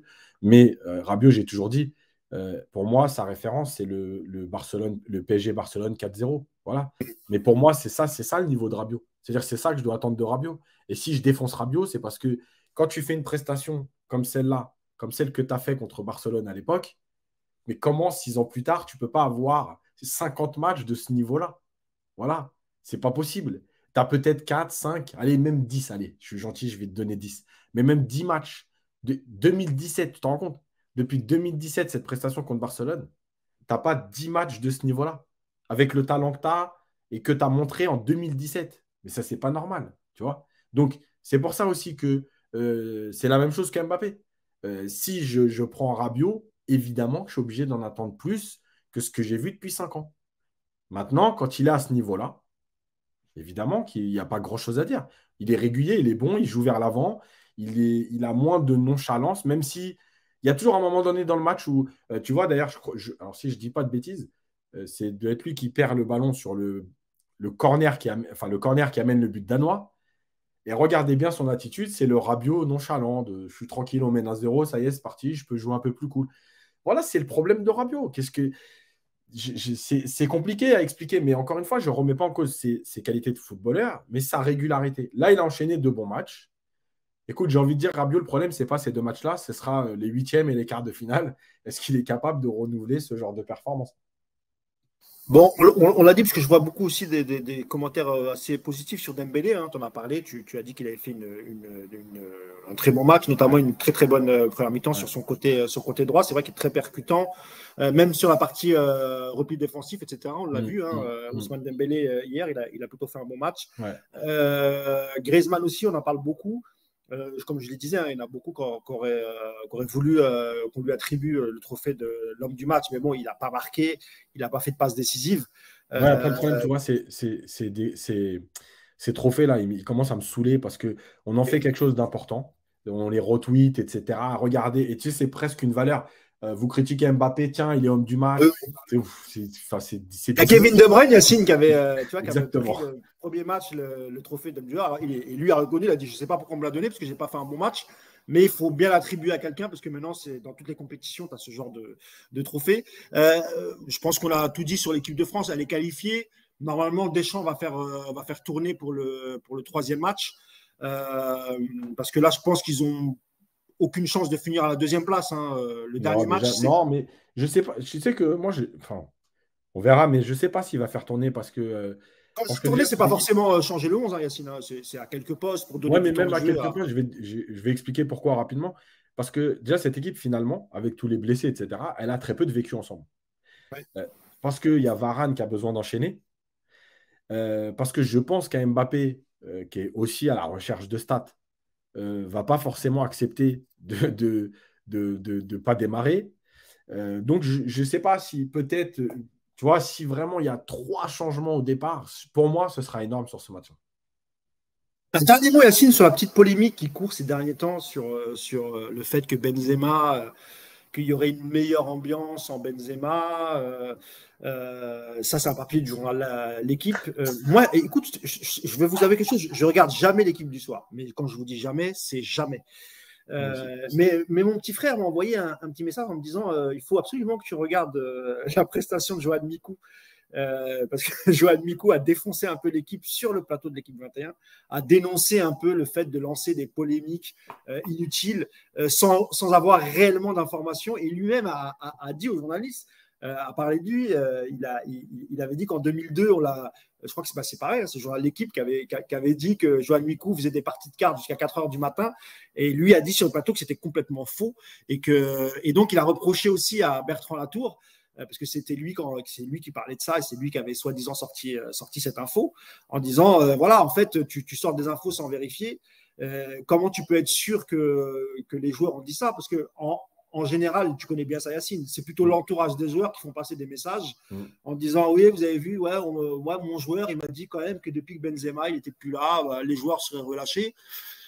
Moi, je trouve ça un peu bizarre de la part du journal L'équipe de lancer une polémique alors que On l'a vu dans la Ligue des Nations, hein, Benzema, il était plutôt bien. Les joueurs avaient plutôt bien accepté son retour. Et j'ai l'impression que c'est une polémique un peu jetée en l'air comme ça. Je ne sais pas ce que tu en penses, mais voilà, pour une Coupe du Monde, je trouve ça un peu triste, moi. Alors, il y a plusieurs choses. La première, c'est sur l'équipe. Mais évidemment que c'est tellement triste que ton seul journal sportif, ton seul C'est quotidien grave. sportif, sorte ça sur ton équipe nationale qui tourne bien. Oui. Benzema, il est blessé, il est parti. Il n'y a aucun intérêt à sortir ça. Et en fait, tu as l'impression qu'il leur faut toujours quelque chose. Et ils ont aussi leur tête, c'est-à-dire que ça leur fait plaisir peut-être, parce que c'est peut-être pas faux, hein, attention, moi, j'ai entendu deux, trois choses, voilà, mais en tout cas, ça leur fait plaisir tant qu'ils peuvent allumer Benzema, bah, et puis voilà, ça va lui envoyer un tacle, il n'est pas là et ça fait plaisir à du monde, etc. C'est bidon, voilà, c'est nul. Après, en même temps, qu'est-ce que tu veux? C'est pas ce type de personnes-là qui vont parler de jeu parce qu'ils comprennent rien au jeu. Donc, en même temps, il vaut mieux qu'ils parlent des problèmes à côté. Voilà, quand tu vois Non, les ce qui est mecs. marrant, Yacine, c'est qu'à l'époque, quand Benzema revient, on nous explique que Mbappé, et c'est le grand amour entre Benzema et Mbappé, et qu'il y a un gros désamour entre Mbappé, Griezmann, Mbappé, Giroud, etc. Aujourd'hui, on nous explique que Mbappé, Benzema, c'est pas trop ça, parce qu'il serait jaloux du ballon d'or de Benzema, et que Benzema prendrait trop la lumière en équipe de France. Griezmann, pareil, Giroud, pareil. Enfin, vraiment, comme tu dis, c'est triste et je ne comprends pas cette polémique. Enfin, même si effectivement tu dis que tu as entendu deux, trois trucs, mais je vois pas l'intérêt de le sortir. Mais voilà. C'est pas important. On connaît l'ego des joueurs. Limite, on s'en fout en fait. Tu vois. Mais c'est surtout qu'il n'est pas là. Bah oui. C'est-à-dire que l'ambiance, elle soit meilleure ou pas, en fait, on s'en fout. On s'en fout dans le sens où de toute façon, il n'est pas là. C'est pas comme si on nous disait, il est parti se soigner, il va revenir dans 5 jours. Attention, à la limite, tu vois. Attention, quand il n'est pas là, l'ambiance, elle est bonne, mais il va revenir. De toute façon, il ne va pas revenir. Donc, il n'y a aucun intérêt, à part tacler Benzema gratuitement, Bah oui. il n'y a aucun intérêt. Voilà. Non, mais tu sais ce qu'ils ont sorti, le pire, c'est qu'ils ont dit oui, dès qu'il est parti, le soir même, tu vois, ils ont fait une soirée. C'est la première soirée que les joueurs ont fait entre eux. Comme si Benzema Il avait fêtait son départ. vampirisé. C'est débile. Franchement, c'est complètement débile. Mais en tout cas, on est content quand même pour l'équipe de France. Hein. Elle est qualifiée. D'ailleurs, je crois qu'elle pourrait tomber sur l'Argentine, Yacine. C'est le groupe de l'Argentine, de toute façon, avec qui Voilà. elle croise. On va faire la transition tout de suite. Honnêtement, on va parler 2 minutes de l'Argentine. Franchement, il n'y a rien à dire. Quel triste match, Yacine, honnêtement. C'est quand même. Le Mexique nous a habitués à mieux. C'est une équipe joueuse, hein, pourtant, le Mexique. Bon, l'Argentine, on connaît parce qu'on a vu le premier match, on a vu le niveau. Par contre, 5 changements d'entrée de jeu, Yacine, hein, pour cette équipe d'Argentine. Bon, on va en dire deux mots parce qu'ils ont gagné. Voilà, puis il y a un beau but d'Hernandez et un but de Messi avec un Ochoa un peu fébrile, parce que vu la vitesse de la frappe de Messi, je n'ai pas très bien compris. Mais bon, voilà. Est-ce que tu penses que cette équipe a quand même une chance de se qualifier, Yass? Écoute, alors, effectivement, alors déjà, il y a eu 5 changements. Donc, apparemment, pareil, hein, j'ai critiqué les Argentins, j'ai dû me tromper, puisque le coach, carrément, il a tellement pas de certitude qu'il a fait 5 changements, t'imagines? Donc, en fait, il y a deux choses. La première mi-temps, déjà, horrible, catastrophique. Ouais. Voilà. Mais des deux côtés, ça voulait pas C'était dur, jouer. Yacine. Hein, c'était dur. Oh, c'était dur. Ça voulait pas jouer. Et comme tu dis, c'est décevant de la part du Mexique parce que pour ceux qui suivent les Coupes du Monde depuis un certain temps, et moi je les suis depuis à peu près 1982, le Mexique, ils nous ont toujours habitués au moins à avoir une équipe qui a envie de jouer, qui va vers l'avant, qui est plaisante à voir jouer, qui se donne à fond. Là, j'avais l'impression d'une équipe de quartier qui avait décidé de verrouiller, de mettre des coups. Les 10 premières minutes, c'était une catastrophe. Hein. Ça ne mettait que des boîtes dans tous les sens. C'était horrible. Mais on est dans la Coupe du Monde des mathématiciens. À chaque match, c'est la même chose. C'est une Coupe du Monde de mathématiciens. Ce n'est pas une Coupe du Monde de footballeurs. Tout le monde est dans le calcul. Si je tiens 0-0 et machin et ceci. La plupart des matchs, ils se sont un peu débloqués après un but. Mais avant, c'est des purges, c'est d'un niveau technique déplorable. Franchement, c'est grave.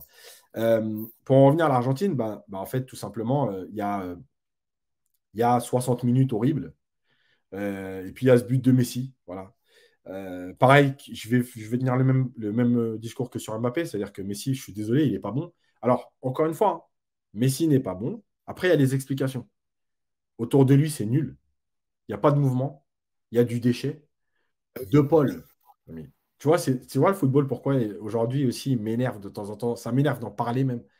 De Paul, il y a un an et demi, il y avait une hype. On en entendait parler partout. C'était le nouveau joueur qu'il fallait prendre, etc. Il a même été cité du côté du PSG, si on s'en rappelle bien, avant de signer à Atlético. Mais qu'est-ce que c'est que Dès qu'il y a un Argentin qui perd, c'est décidé du Non, côté mais du PSG. qu'est-ce que c'est que ce joueur, ça? Non, mais mets-moi le petit Enzo Fernandez qui joue à Benfica, qui a du ballon, qui parle le même football que Messi. Je ne dis pas que avec Enzo Fernandez, l'Argentine va éclater tout le monde, hein. Je dis juste qu'au moins les ballons ils vont arriver jusqu'à Messi, qui est obligé de descendre à 60 mètres du but pour toucher des ballons. Mais comme en plus devant, Lautaro Martinez est transparent, du bon Di Maria, j'en parle pas, en fait c'est catastrophique, quoi. Donc il y a le but de Messi, alors ça se débloque un peu après. Ça se débloque pourquoi? Parce que le coach fait rentrer, comme par hasard, Enzo Fernandez et le petit Alvarez de City. Et tout de suite, ça joue un peu plus au foot. Et tout de suite, bon, alors évidemment, hein, les Mexicains sont obligés de sortir. Et donc, ça ouvre des espaces. Euh, et après, bah, il y a ce deuxième but qui est magnifique d'Enzo Fernandez. Je ne vois pas cette équipe aller loin, mais une Coupe du Monde, parfois, tu sais, sur voilà, cette victoire, un peu de confiance, on ne sait jamais comment ça tourne. C'est un tournoi qui est très court, tu as 7 matchs en tout. Donc, tu sais, des fois, ce n'est pas la meilleure équipe qui est championne du monde, c'est celle qui a le plus de cohérence, un peu de réussite, etc. Ça peut tourner parce que l'Argentine, voilà. Maintenant, honnêtement, sur ce que je vois, je les vois pas. Et tu vois, par exemple, s'ils devaient jouer la France en huitième, je ne vois pas comment ils pourraient faire mal à l'équipe de France, en plus avec cette défense-là. Donc, C'est un voilà, remake après, de 2018 finalement. Yes. voilà. Après le truc, c'est que bah, tu peux avoir une Argentine qui est déjà éliminée hier et finalement, ils sont encore en vie. Et je pense que pour l'instant, c'était juste l'essentiel pour eux, quoi. Je vais juste lire quelques commentaires par rapport au débat précédent, notamment sur Benzema et le journal Mm. L'équipe. Bon, je crois qu'ils sont tous d'accord hein, sur. C'est pas trop des fans du journal L'équipe. On a Uncle J qui nous dit c'est juste pour vendre du papier, faire du clic, du classique, de ce, je vais pas dire le mot. Et c'est le problème d'avoir un seul quotidien sportif. Ça, là-dessus, on est d'accord. Tuck Dubourg qui dit polémique de comptoir de bar. Il y a Denis qui nous dit je pense qu'il n'y a qu'en France qu'on se plaît à ce genre de commérage. Pas forcément, honnêtement. Il y a des pays aussi qui aiment bien ça. L'Espagne aussi aime bien faire ça. Alors, peut-être pas sur l'équipe nationale, hein, mais sur les clubs, l'Espagne, l'Angleterre. Vous inquiétez pas, ils sont pareils, sauf qu'il y a dans ces pays-là, il y a une multiplicité de journaux et c'est pas comme en France. En France, et c'est pour ça que c'est repris de partout parce que c'est le seul quotidien sportif. Après, ça ne veut pas dire que tu peux pas lire de très bons articles dans l'équipe, hein. Mhm. Faut pas non plus tout mélanger. Il y a des bons articles, il y a des bons journalistes. Maintenant, voilà, la référence, c'est pas ceux qui sont sur l'équipe du soir, ça c'est sûr. Il y a d'autres bons journalistes qui ont une belle plume et qui écrivent bien. Malheureusement, c'est comme ça, mais je pense que c'est plus lié à Benzema, au personnage, à son passé avec Valbuena, Giroud, etc. Donc, je pense qu'ils ont voulu se faire Benzema pour un tas de raisons. Et d'ailleurs, son agent historique, son ex-agent, mais qui est toujours très proche de lui, Karim Diazeri, Mm. a réagi sur les réseaux et a dénoncé un peu le bashing sur Karim Benzema. Sur l'Argentine, voilà, tout le monde est d'accord, hein, tout le monde dit que ça a été une purge globalement. Donc c'est pour ça qu'il faut passer à la meilleure équipe de ce mondial. Évidemment, c'est le Maroc. Je le disais en préambule, qu'on donne le ballon d'or à Bouffal ou à Ziyech et qu'on n'en parle plus. Voilà, les meilleurs joueurs de la planète, c'était cet après-midi, messieurs, avec l'exploit, parce qu'on peut parler d'exploit quand même, Yacine. Évidemment, je rigole pour le ballon d'or. Hein. Je suis un peu excessif, mais c'est normal, je suis d'origine marocaine. Et déjà, moi, j'ai pris du plaisir. Je ne sais pas si tu es d'accord avec moi, Yacine. C'était un match difficile avec une bataille au milieu de terrain et cette équipe de Belgique qui, en première mi-temps, a plutôt monopolisé la balle, même si défensivement, les Marocains ont plutôt bien réagi, parce qu'il n'y a pas eu non plus pléthore d'occasions pour la Belgique. Par contre, le retour en deuxième mi-temps, on a vu des Marocains mieux, beaucoup mieux, dans la maîtrise du ballon. Il y a eu des occasions. Il y a eu aussi, en fin de première mi-temps, évidemment, ce coup franc direct d'Hakim Ziyech. But refusé logiquement, hein, on va le dire, Yacine, même si j'étais dégoûté. Mais c'était logique. Mais voilà, le Maroc n'a pas volé cette victoire, Yacine. Ça a été dur en première mi-temps. Et le retour en deuxième mi-temps, honnêtement, il a été plutôt bon pour les Marocains et c'est largement mérité. Ouais, alors déjà, il y a le Canada qui mène contre la Croatie 1-0. Intéressant ça. Ouais. Donc, ça, c'est plutôt bon pour le Maroc. je sais pas en fait. Si, parce que ça laisserait la Croatie à 1 point, le Maroc aurait 4 points, et le Canada aurait 3 points. Donc, moi, je trouve que c'est plutôt, c'est plutôt bien. Après, le mieux, c'est le match nul, évidemment. Ouais, ça serait parce que du coup, tu joues quand même le Canada après. Bon, mais attends, le Canada, tu rigoles ou quoi? On va les bouffer en Poutine. Tiens, voilà, directement. Non, mais en fait, le truc, c'est que, je vais te dire la vérité, la première mi-temps, pour moi, elle est horrible. Et je me suis dit, mais sérieux, est-ce que le coach marocain, il va prendre conscience que cette équipe de Belgique, elle est éclatée et qu'il y a moyen d'aller les chercher? Moi, c'est ça que j'ai eu peur, parce que je me suis dit, mais arrêtez de me chercher ce 0-0 horrible qui vous laisse en vie, évidemment. Encore une fois, il n'y a pas de problème. Les mathématiques, c'est les mathématiques. Avec un 0-0, tu avais 2 points et tu étais encore. Ouais, mais doucement sur les critiques, s'il te plaît. Mollo. Non, je fais pareil que tout. Et encore, pour ceux qui écoutent l'émission que je fais aussi sur l'équipe d'Algérie, c'est vous l'expert, je crois que je suis encore. C'est vrai que tu es tout aussi dur avec le. Non, mais là-dessus, Yacine, évidemment, tu as raison. C'est pour ça que je disais qu'il y avait une petite bataille au milieu, parce qu'on n'a pas vu grand-chose cette première mi-temps. J'ai même reproché aux Marocains de ne pas faire un pressing assez haut. Ils se sont contentés d'attendre derrière. Et c'est pour ça que j'ai mis l'accent plutôt sur la deuxième mi-temps. Tu as raison. Ce que je te dis, c'est qu'en fait, on est dans une Coupe du Monde de calcul. Voilà. Tout le monde veut rester en vie jusqu'au bout. Même quand tu te dis à la place, tu te dis, ouais, il faut rester en vie. Bref. Et puis, il y a cette deuxième mi-temps où, apparemment, à la mi-temps, peut-être que Regragui a pris conscience que cette Belgique était horrible et qu'il y avait la place. Et d'entrée, de toute façon, on a vu que les Marocains étaient plus hauts, que déjà, ils tentaient plus. Tu vois, encore une fois, je ne dois pas dire que des conneries, mais le premier match, j'avais dit, pourquoi prendre Bouffal et Ziyech si c'est pour leur faire ce que tu leur as demandé contre la Croatie? Alors, Ziyech, moi, je vais être honnête, je ne l'ai pas trouvé très bon sur le match.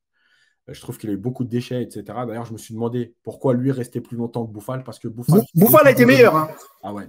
Bouffal, son début de deuxième mi-temps, il est très très bon dans l'activité, dans les choix. Et même lui est surpris de sortir parce qu'il était vraiment bien sur les 20 premières minutes de la deuxième mi-temps. D'ailleurs, sur une action, il a failli marquer. Hein, tu vois, quand il est sur la frappe gauche, il élimine un joueur. La frappe, elle passe mais pas même loin, son activité, quand il venait entre les lignes, les renversements, il était très bon. Et je me suis dit, tu vois, en fait, tu as des joueurs comme ça, mais arrêtez de les brider, quoi. Joue au foot. Et puis, finalement, ça finit par payer. Et puis, même Ziyech, dont je me dis pourquoi il ne sort pas plus tôt, il finit par faire une passe décisive sur le deuxième but. Donc, voilà, tu connais, c'est un peu comme Mbappé. Mais voilà, c'est ces joueurs-là. Le meilleur joueur, et tu sais que sur un coup de génie, un coup d'éclat, l'action sur la surface du deuxième but, elle est quand même géniale. Tu vois. Et tu vois, le truc, c'est que on en parle régulièrement avec le PSG, et j'en ai aussi parlé avec l'Algérie, avec Mahrez à l'époque, etc. Tu vois, ces joueurs-là, en fait, c'est pour ça que j'ai à un moment donné, ils m'énervent, ces joueurs. C'est que ils ont du talent, ils ne donnent pas toujours tout. Tu sais qu'ils peuvent te débloquer un match sur un geste. Le problème, c'est que, en fait, tu l'attends trop souvent, ce geste. Tu sais, tu y crois toujours, mais tu l'attends trop souvent. Alors aujourd'hui, il le fait. Mais en fait, s'il ne fait pas cette passe, son match, il n'est pas bon, quoi. Voilà. Bref. En tout cas, je pense que c'est hyper important, ce deuxième but, parce qu'au-delà de la victoire et des 3 points, vu ce groupe un peu particulier, le goal average va être important. Et le fait d'avoir gagné 2-0, ça va compter. Dans les calculs, vu qu'on est dans une Coupe du Monde de calcul, ça va compter. Donc c'est très bien pour le Maroc. Parce que dans le classement, là, le Maroc a 4 points. La Belgique, donc, elle a 3 points parce qu'elle avait battu le Canada dans le premier match. On est d'accord. Donc là, on va attendre la fin du résultat entre le Canada et la Croatie. Mais le Maroc pourrait être premier de son groupe au terme de ce match. Et effectivement, tout va dépendre du résultat final entre la Croatie et le Canada. Mais voilà, si le Maroc... Mais en fait, tu vois, justement, pour ça, Mousse, tu vois, je suis en train de faire les calculs et en fait, le nul ou la victoire de la Croatie, c'est mieux pour le Maroc. Parce qu'en fait, là, si la Croatie perd, en gros, ils auront 1 point. Ça veut dire que tout le monde a ses chances, quoi. Ben ouais. Je comprends, c'est vrai, tu as raison. Et parce que si la Croatie gagne, vu qu'ils vont jouer la Belgique, il y en aura bien un des deux qui va perdre des points. Ouais, bien sûr. Donc, bien sûr. Il vaut mieux qu'ils se tuent entre eux plutôt que. Et toi, tu auras juste à battre le Canada. Et même à faire match nul. Alors que si c'est le Canada qui gagne, un match nul peut quand même t'éliminer. Bref. On verra après, on verra déjà le score final. Pour l'instant, il y a un 0 et c'est la 33e. Mais voilà, je pense que le Maroc a fait une bonne partie du travail. Après, il y aura quand même cette gestion du dernier match, même si c'est que le Canada. Vu les prestations du Canada face à la Belgique, ils ne méritent pas de perdre. Hein. Donc, il ne faudra pas te dire, ouais, c'est le Canada. En termes de nom, c'est que le Canada, mais en termes de prestations, je trouve que c'est une équipe qui propose quelque chose d'intéressant, notamment dans l'intensité, etc. Voilà, c'est bien. Toutes les équipes nord-américaines, hein, que ce soit les États-Unis, on parlait du Mexique tout à l'heure, même si ce n'est pas vraiment l'Amérique du Nord, et le Canada, c'est vrai que ce n'est pas des équipes qui sont faciles à jouer. Et je voudrais ton avis aussi pour revenir sur l'équipe du Maroc. Il nous manque un buteur. Parce qu'El Nasri, je trouve que d'abord, première mi-temps, fantomatique, on n'a jamais réussi à le trouver. Et globalement, j'allais dire sur les équipes nord-africaines, mais même globalement sur les équipes africaines, on manque de buteurs, en fait. L'Algérie a des buteurs, etc. Mais en équipe nationale, ça ne marque pas beaucoup de buts. Le Maroc, c'est toujours un peu poussif. C'est ce qui manque aussi à ces équipes nord-africaines et globalement africaines aussi. Ouais, on a du mal à former des attaquants qui marquent des buts. On est plutôt sur des joueurs qui éliminent, qui dribblent, qui centrent, mais qui finissent pas forcément. Quand je dis qu'ils finissent pas, on est d'accord que évidemment que Ziyech est capable de marquer, Bouffal aussi, etc. Mais je veux dire, en termes de stats, c'est pas, ils sont jamais dans des chiffres où tu te dis, voilà, ça compte, quoi. Donc voilà. Le truc, c'est que c'est toujours compliqué parce qu'en fait, El-Nesyri, il n'est pas bon depuis le début de la Coupe du Monde. Maintenant, qu'est-ce que tu fais? Est-ce que tu joues avec un faux neuf? Est-ce que tu changes complètement? Voilà, j'ai déjà. Tu peux jouer sans neuf aussi, comme le faisait Guardiola à une époque. Voilà, c'est l'égalisation de la Croatie. Voilà. Et donc, le truc, c'est, en fait, comment tu. Parce que le problème, c'est que les coachs aiment bien aussi rester sur des certitudes. Et c'est ça le problème. Tu prends 4 points avec une équipe. Ok, Nesyri n'est pas bon. Mais parfois, les coachs se disent, ok, je vais peut-être mettre Maé ou Aboukhral ou qui tu veux, tu vois, mais en faux neuf, etc. Mais en fait, tu te dis, ok, mais si je touche à ça, peut-être que ça déséquilibre mon équipe. Tu vois, c'est bête, hein, mais les coachs c'est pas de la superstition, c'est vraiment un truc de bon, écoute, mon équipe, elle a tenu. Tu sais, c'est comme les changements. C'est-à-dire que parfois, tu te dis à un coach, mais pourquoi tu ne changes pas avant? Et en fait, dans sa tête, le coach, il se dit, ok, je peux changer, mais si je touche à un truc, ça se trouve, ça va dérégler les choses. Donc, je laisse aller jusqu'où je peux. Et ben, dans les compos d'équipe, c'est la même chose. C'est-à-dire que les coachs, ils ont aussi cette réflexion de se dire, est-ce que c'est le moment de toucher à ça? Est-ce que c'est le moment de toucher à ça? Tu as pris 4 points comme ça. Est-ce que finalement, c'est que ça tourne comme ça, donc tant pis. Voilà, c'est compliqué, mais c'est vrai que même, et je vais élargir aux pays maghrébins, mais toute l'Afrique, depuis, alors à part Mané, évidemment, mais depuis un certain temps, pour ceux qui ont connu quand même, bon, Drogba, plus tôt avant, les Roger Mila, etc., Samuel Eto'o, c'est vrai que depuis 10 ans, tu as du mal à former des vrais buteurs, mais je parle des buteurs, tu vois.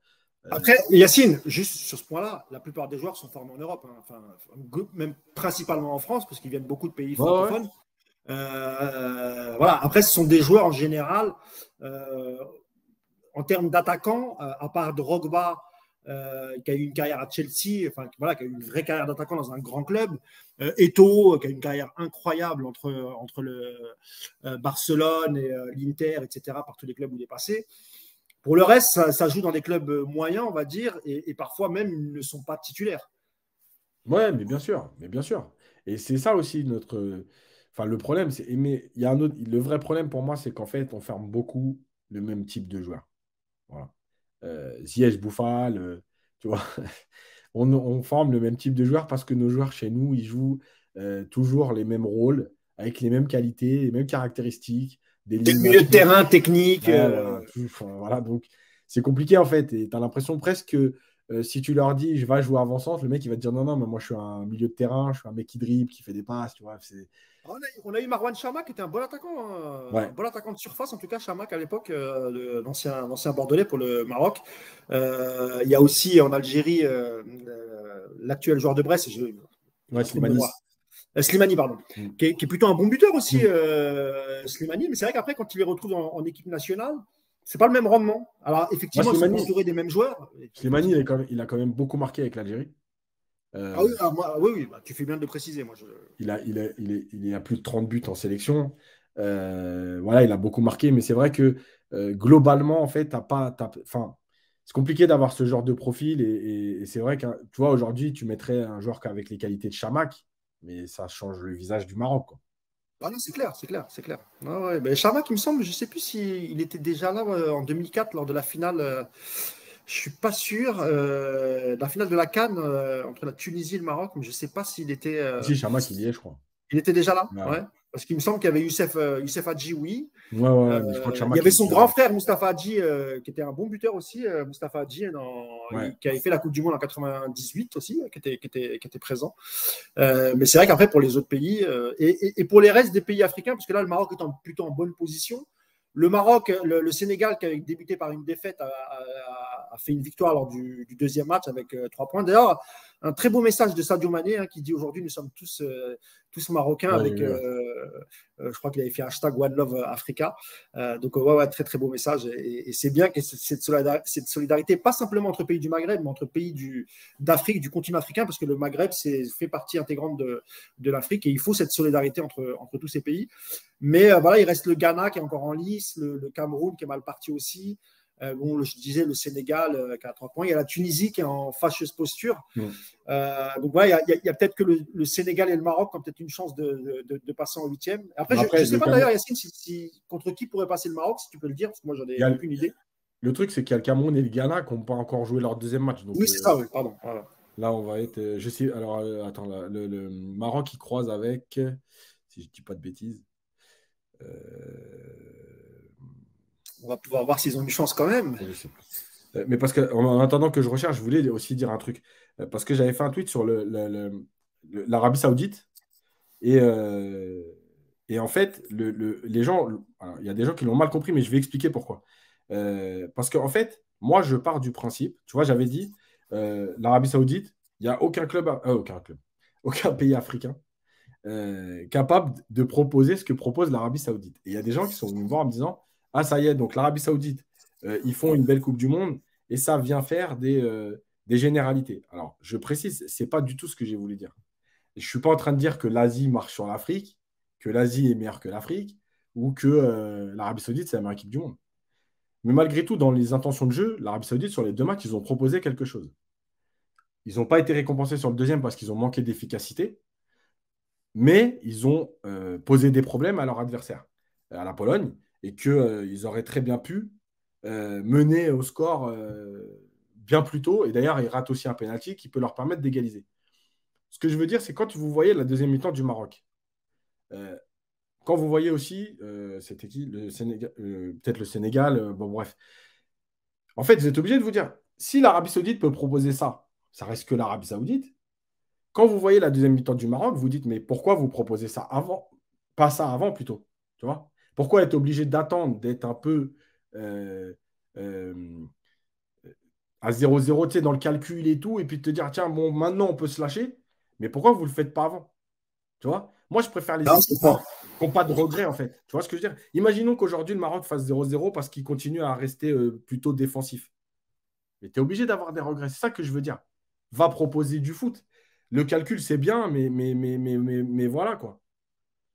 Je vais vous dire quelques commentaires avant de se quitter. Milis Knas qui nous dit jamais les Belges doivent gagner contre le Canada. C'est ce que tu disais tout à l'heure, Yacine. Reddy Sauvage qui nous dit Ziyech, il manque de rythme, je pense. C'est vrai qu'il ne joue pas trop avec Chelsea, on est d'accord, Yacine. Et en plus, il revient en équipe de France. Il a été longtemps barré par Vaida Lodzik et même par le coach précédent. D'ailleurs, je crois qu'il a eu des problèmes. Reddy Sauvage qui me dit t'inquiète pas, Mousse, le Maroc va aller au bout de la compétition. Triplé d'Akimé au final. Bah, écoute, que Dieu t'entende, mon ami. On l'espère en tout cas. Qu'est-ce qu'on nous dit d'autre? Marquinhos, il a pas joué avec le Maroc aujourd'hui, je suis déçu. C'est vrai qu'il aurait pu la vie Marquinhos. Qu'est-ce qu'on a d'autre? Les buteurs sont dans les autres équipes nationales aussi, hein. Il faut dire les termes. Ouais, c'est vrai aussi, parce qu'il y a aussi la question de la binationalité. Effectivement, Yacine, il a raison de le préciser. C'est Twitter, Yacine, c'est pas leur truc l'analyse footballistique. C'est ce que tu disais par rapport à ton truc. Ah, il y a deuxième but croate, on me dit. Alors, ouais, il y a deuxième but croate et le Maroc croisera avec le groupe de l'Espagne, Japon, Costa Rica, Allemagne. Aïe, aïe, aïe, aïe, aïe. Et d'ailleurs, un superbe Allemagne-Espagne ce soir. Je pense que tout le monde va regarder ce match. Ça risque d'être un super match avec une pluie de buts. Je pense qu'on va s'arrêter là, Yacine. Je pense qu'on a fait le tour pour aujourd'hui. C'était sympa de reparler du PSG. Moi, ça me manque un peu. J'ai hâte que cette compétition elle se finisse et qu'on revienne à notre petit train-train quotidien en reparlant du club. Mais ça nous a fait plaisir aussi d'évoquer le PSG. Et encore une fois, voilà, on est très heureux pour la France, évidemment. Très, très, très heureux pour le Maroc. Parfois, on a des critiques parce qu'on nous dit oui, tu fais des tweets pour le Maroc, tu fais jamais pour la France. Mais en fait, c'est normal parce que la France, c'est mon pays. Je suis très, très content que la France gagne, évidemment. Mais la France, c'est un favori, en fait. Et quand tu es originaire d'un petit pays comme le Maroc, ou même Yacine pour l'Algérie, ou quand tu es ivoirien, quand tu es d'origine camerounaise, sénégalaise, évidemment, c'est le pays où tu allais en vacances quand tu étais petit. C'est le pays de tes parents. C'est aussi une partie de ta culture. Donc, évidemment, tu auras tendance à plus le mettre en avant parce que c'est pas des favoris, quoi. Voilà, c'est juste pour ça. Et d'ailleurs, on reproche jamais ça, par exemple, à un franco-espagnol, à un franco-italien, à un franco-portugais. Évidemment, alors que quand on connaît le nationalisme de nos amis portugais, j'ai plein d'amis portugais et je les salue, et quand tu connais leur ferveur pour leur équipe de foot, et ben eux, quand ils sortent après une victoire, quand c'est l'Euro, etc., avec leur drapeau portugais, personne ne trouve rien à redire. Et nous-mêmes, on est très contents. Ils ont raison de fêter. Donc voilà, c'est juste cette question du particularisme du petit pays qui arrive à battre un grand pays. Je rappelle que la Belgique était demi-finaliste du dernier mondial. Voir le Maroc battre la Belgique, c'est juste incroyable. D'ailleurs, grosse communauté marocaine en Belgique. D'ailleurs, ça a dérapé apparemment. Tu vois, j'allais dire, j'appelle les frères marocains à ne pas foutre le bordel. C'est une victoire, les amis. Fêtez-la dans la joie et la bonne humeur. Pourquoi vous... Moi, c'est un truc que je ne comprendrais jamais. Parce que, malheureusement, apparemment, ça a dérapé en Belgique. C'est malheureux parce que je ne comprends pas comment tu peux casser ou te battre avec les forces de l'ordre alors que tu viens de gagner. Mais fêtez la victoire, les gars. Sortez, dansez, chantez et puis rentrez chez vous. Vous donnez vraiment, que ce soit en France, en Belgique, vous donnez vraiment une sale image de votre pays et sachez-le, dans vos pays respectifs, ceux qui font ça, ils ont honte. Moi, je sais que souvent, j'échange avec des Algériens et ils disent quand ils voient ça en France, les Algériens en Algérie, ils ont honte de vous, en fait. Vous salissez le drapeau, vous salissez la nation, c'est tout ce que vous faites. Vous êtes des trous du cul, je vais être vulgaire, mais je ne vois pas d'autre mot. Vraiment, vraiment. Désolé pour ça, mais là, ça c'est des trucs qui me mettent hors de moi. Merci à tous ceux qui étaient présents sur le live, vous étiez encore plus d'une centaine. La mise en place des abonnements, elle arrive bientôt. Pour ceux qui veulent nous soutenir, j'en avais parlé. Je pense qu'au prochain podcast, ça sera faisable. Donc voilà, ceux qui veulent nous soutenir, vous êtes les bienvenus. Et puis même ceux qui ne le veulent pas, vous êtes toujours les bienvenus. Évidemment, il n'y a pas de problème, hein, les amis. On va se retrouver quand, Yacine? Dans 2-3 jours. On va débriefer quoi? L'Espagne, le Portugal, le Brésil, sans Neymar, normalement. Le Brésil, c'est quand demain, je crois, non? Normalement, c'est ça. Et puis l'Espagne aussi. Non, c'est après-demain, je crois, parce que tu as le Portugal et l'Espagne d'abord. Sans Danilo Pereira, paraît-il, parce qu'il est blessé. Pas sûr qu'il continue. Donc, possible. Non, le Brésil, c'est bien demain, c'est lundi. D'accord, ok. Et puis après, tu as Portugal et l'Espagne qui. Non, c'est demain, il y a Brésil-Suisse à 17h et Portugal-Uruguay à 20h. Okay. Et l'Espagne, il joue le mardi, du coup. Là. Ouais. Et on va peut-être. Il y a Hakimi, je crois qu'il est sorti parce qu'il était un peu gêné aussi, musculairement. Déjà, il était incertain avant le match. Mais... Ouais, à surveiller. Mais Mazraoui, qui était sorti la dernière fois, était là. Donc, peut-être bon espoir. Donc, on va essayer de se retrouver mardi, les amis. Mardi ou mercredi, on verra. Selon la dispo. Je vous remercie encore d'avoir été, vous étiez 120 en moyenne, merci beaucoup à vous. Yacine, à mardi ou mercredi pour débriefer le reste des matchs des joueurs qui concernent, des joueurs du PSG. Et je vous souhaite une bonne soirée à tous et à bientôt les amis. Ciao. Bonne soirée.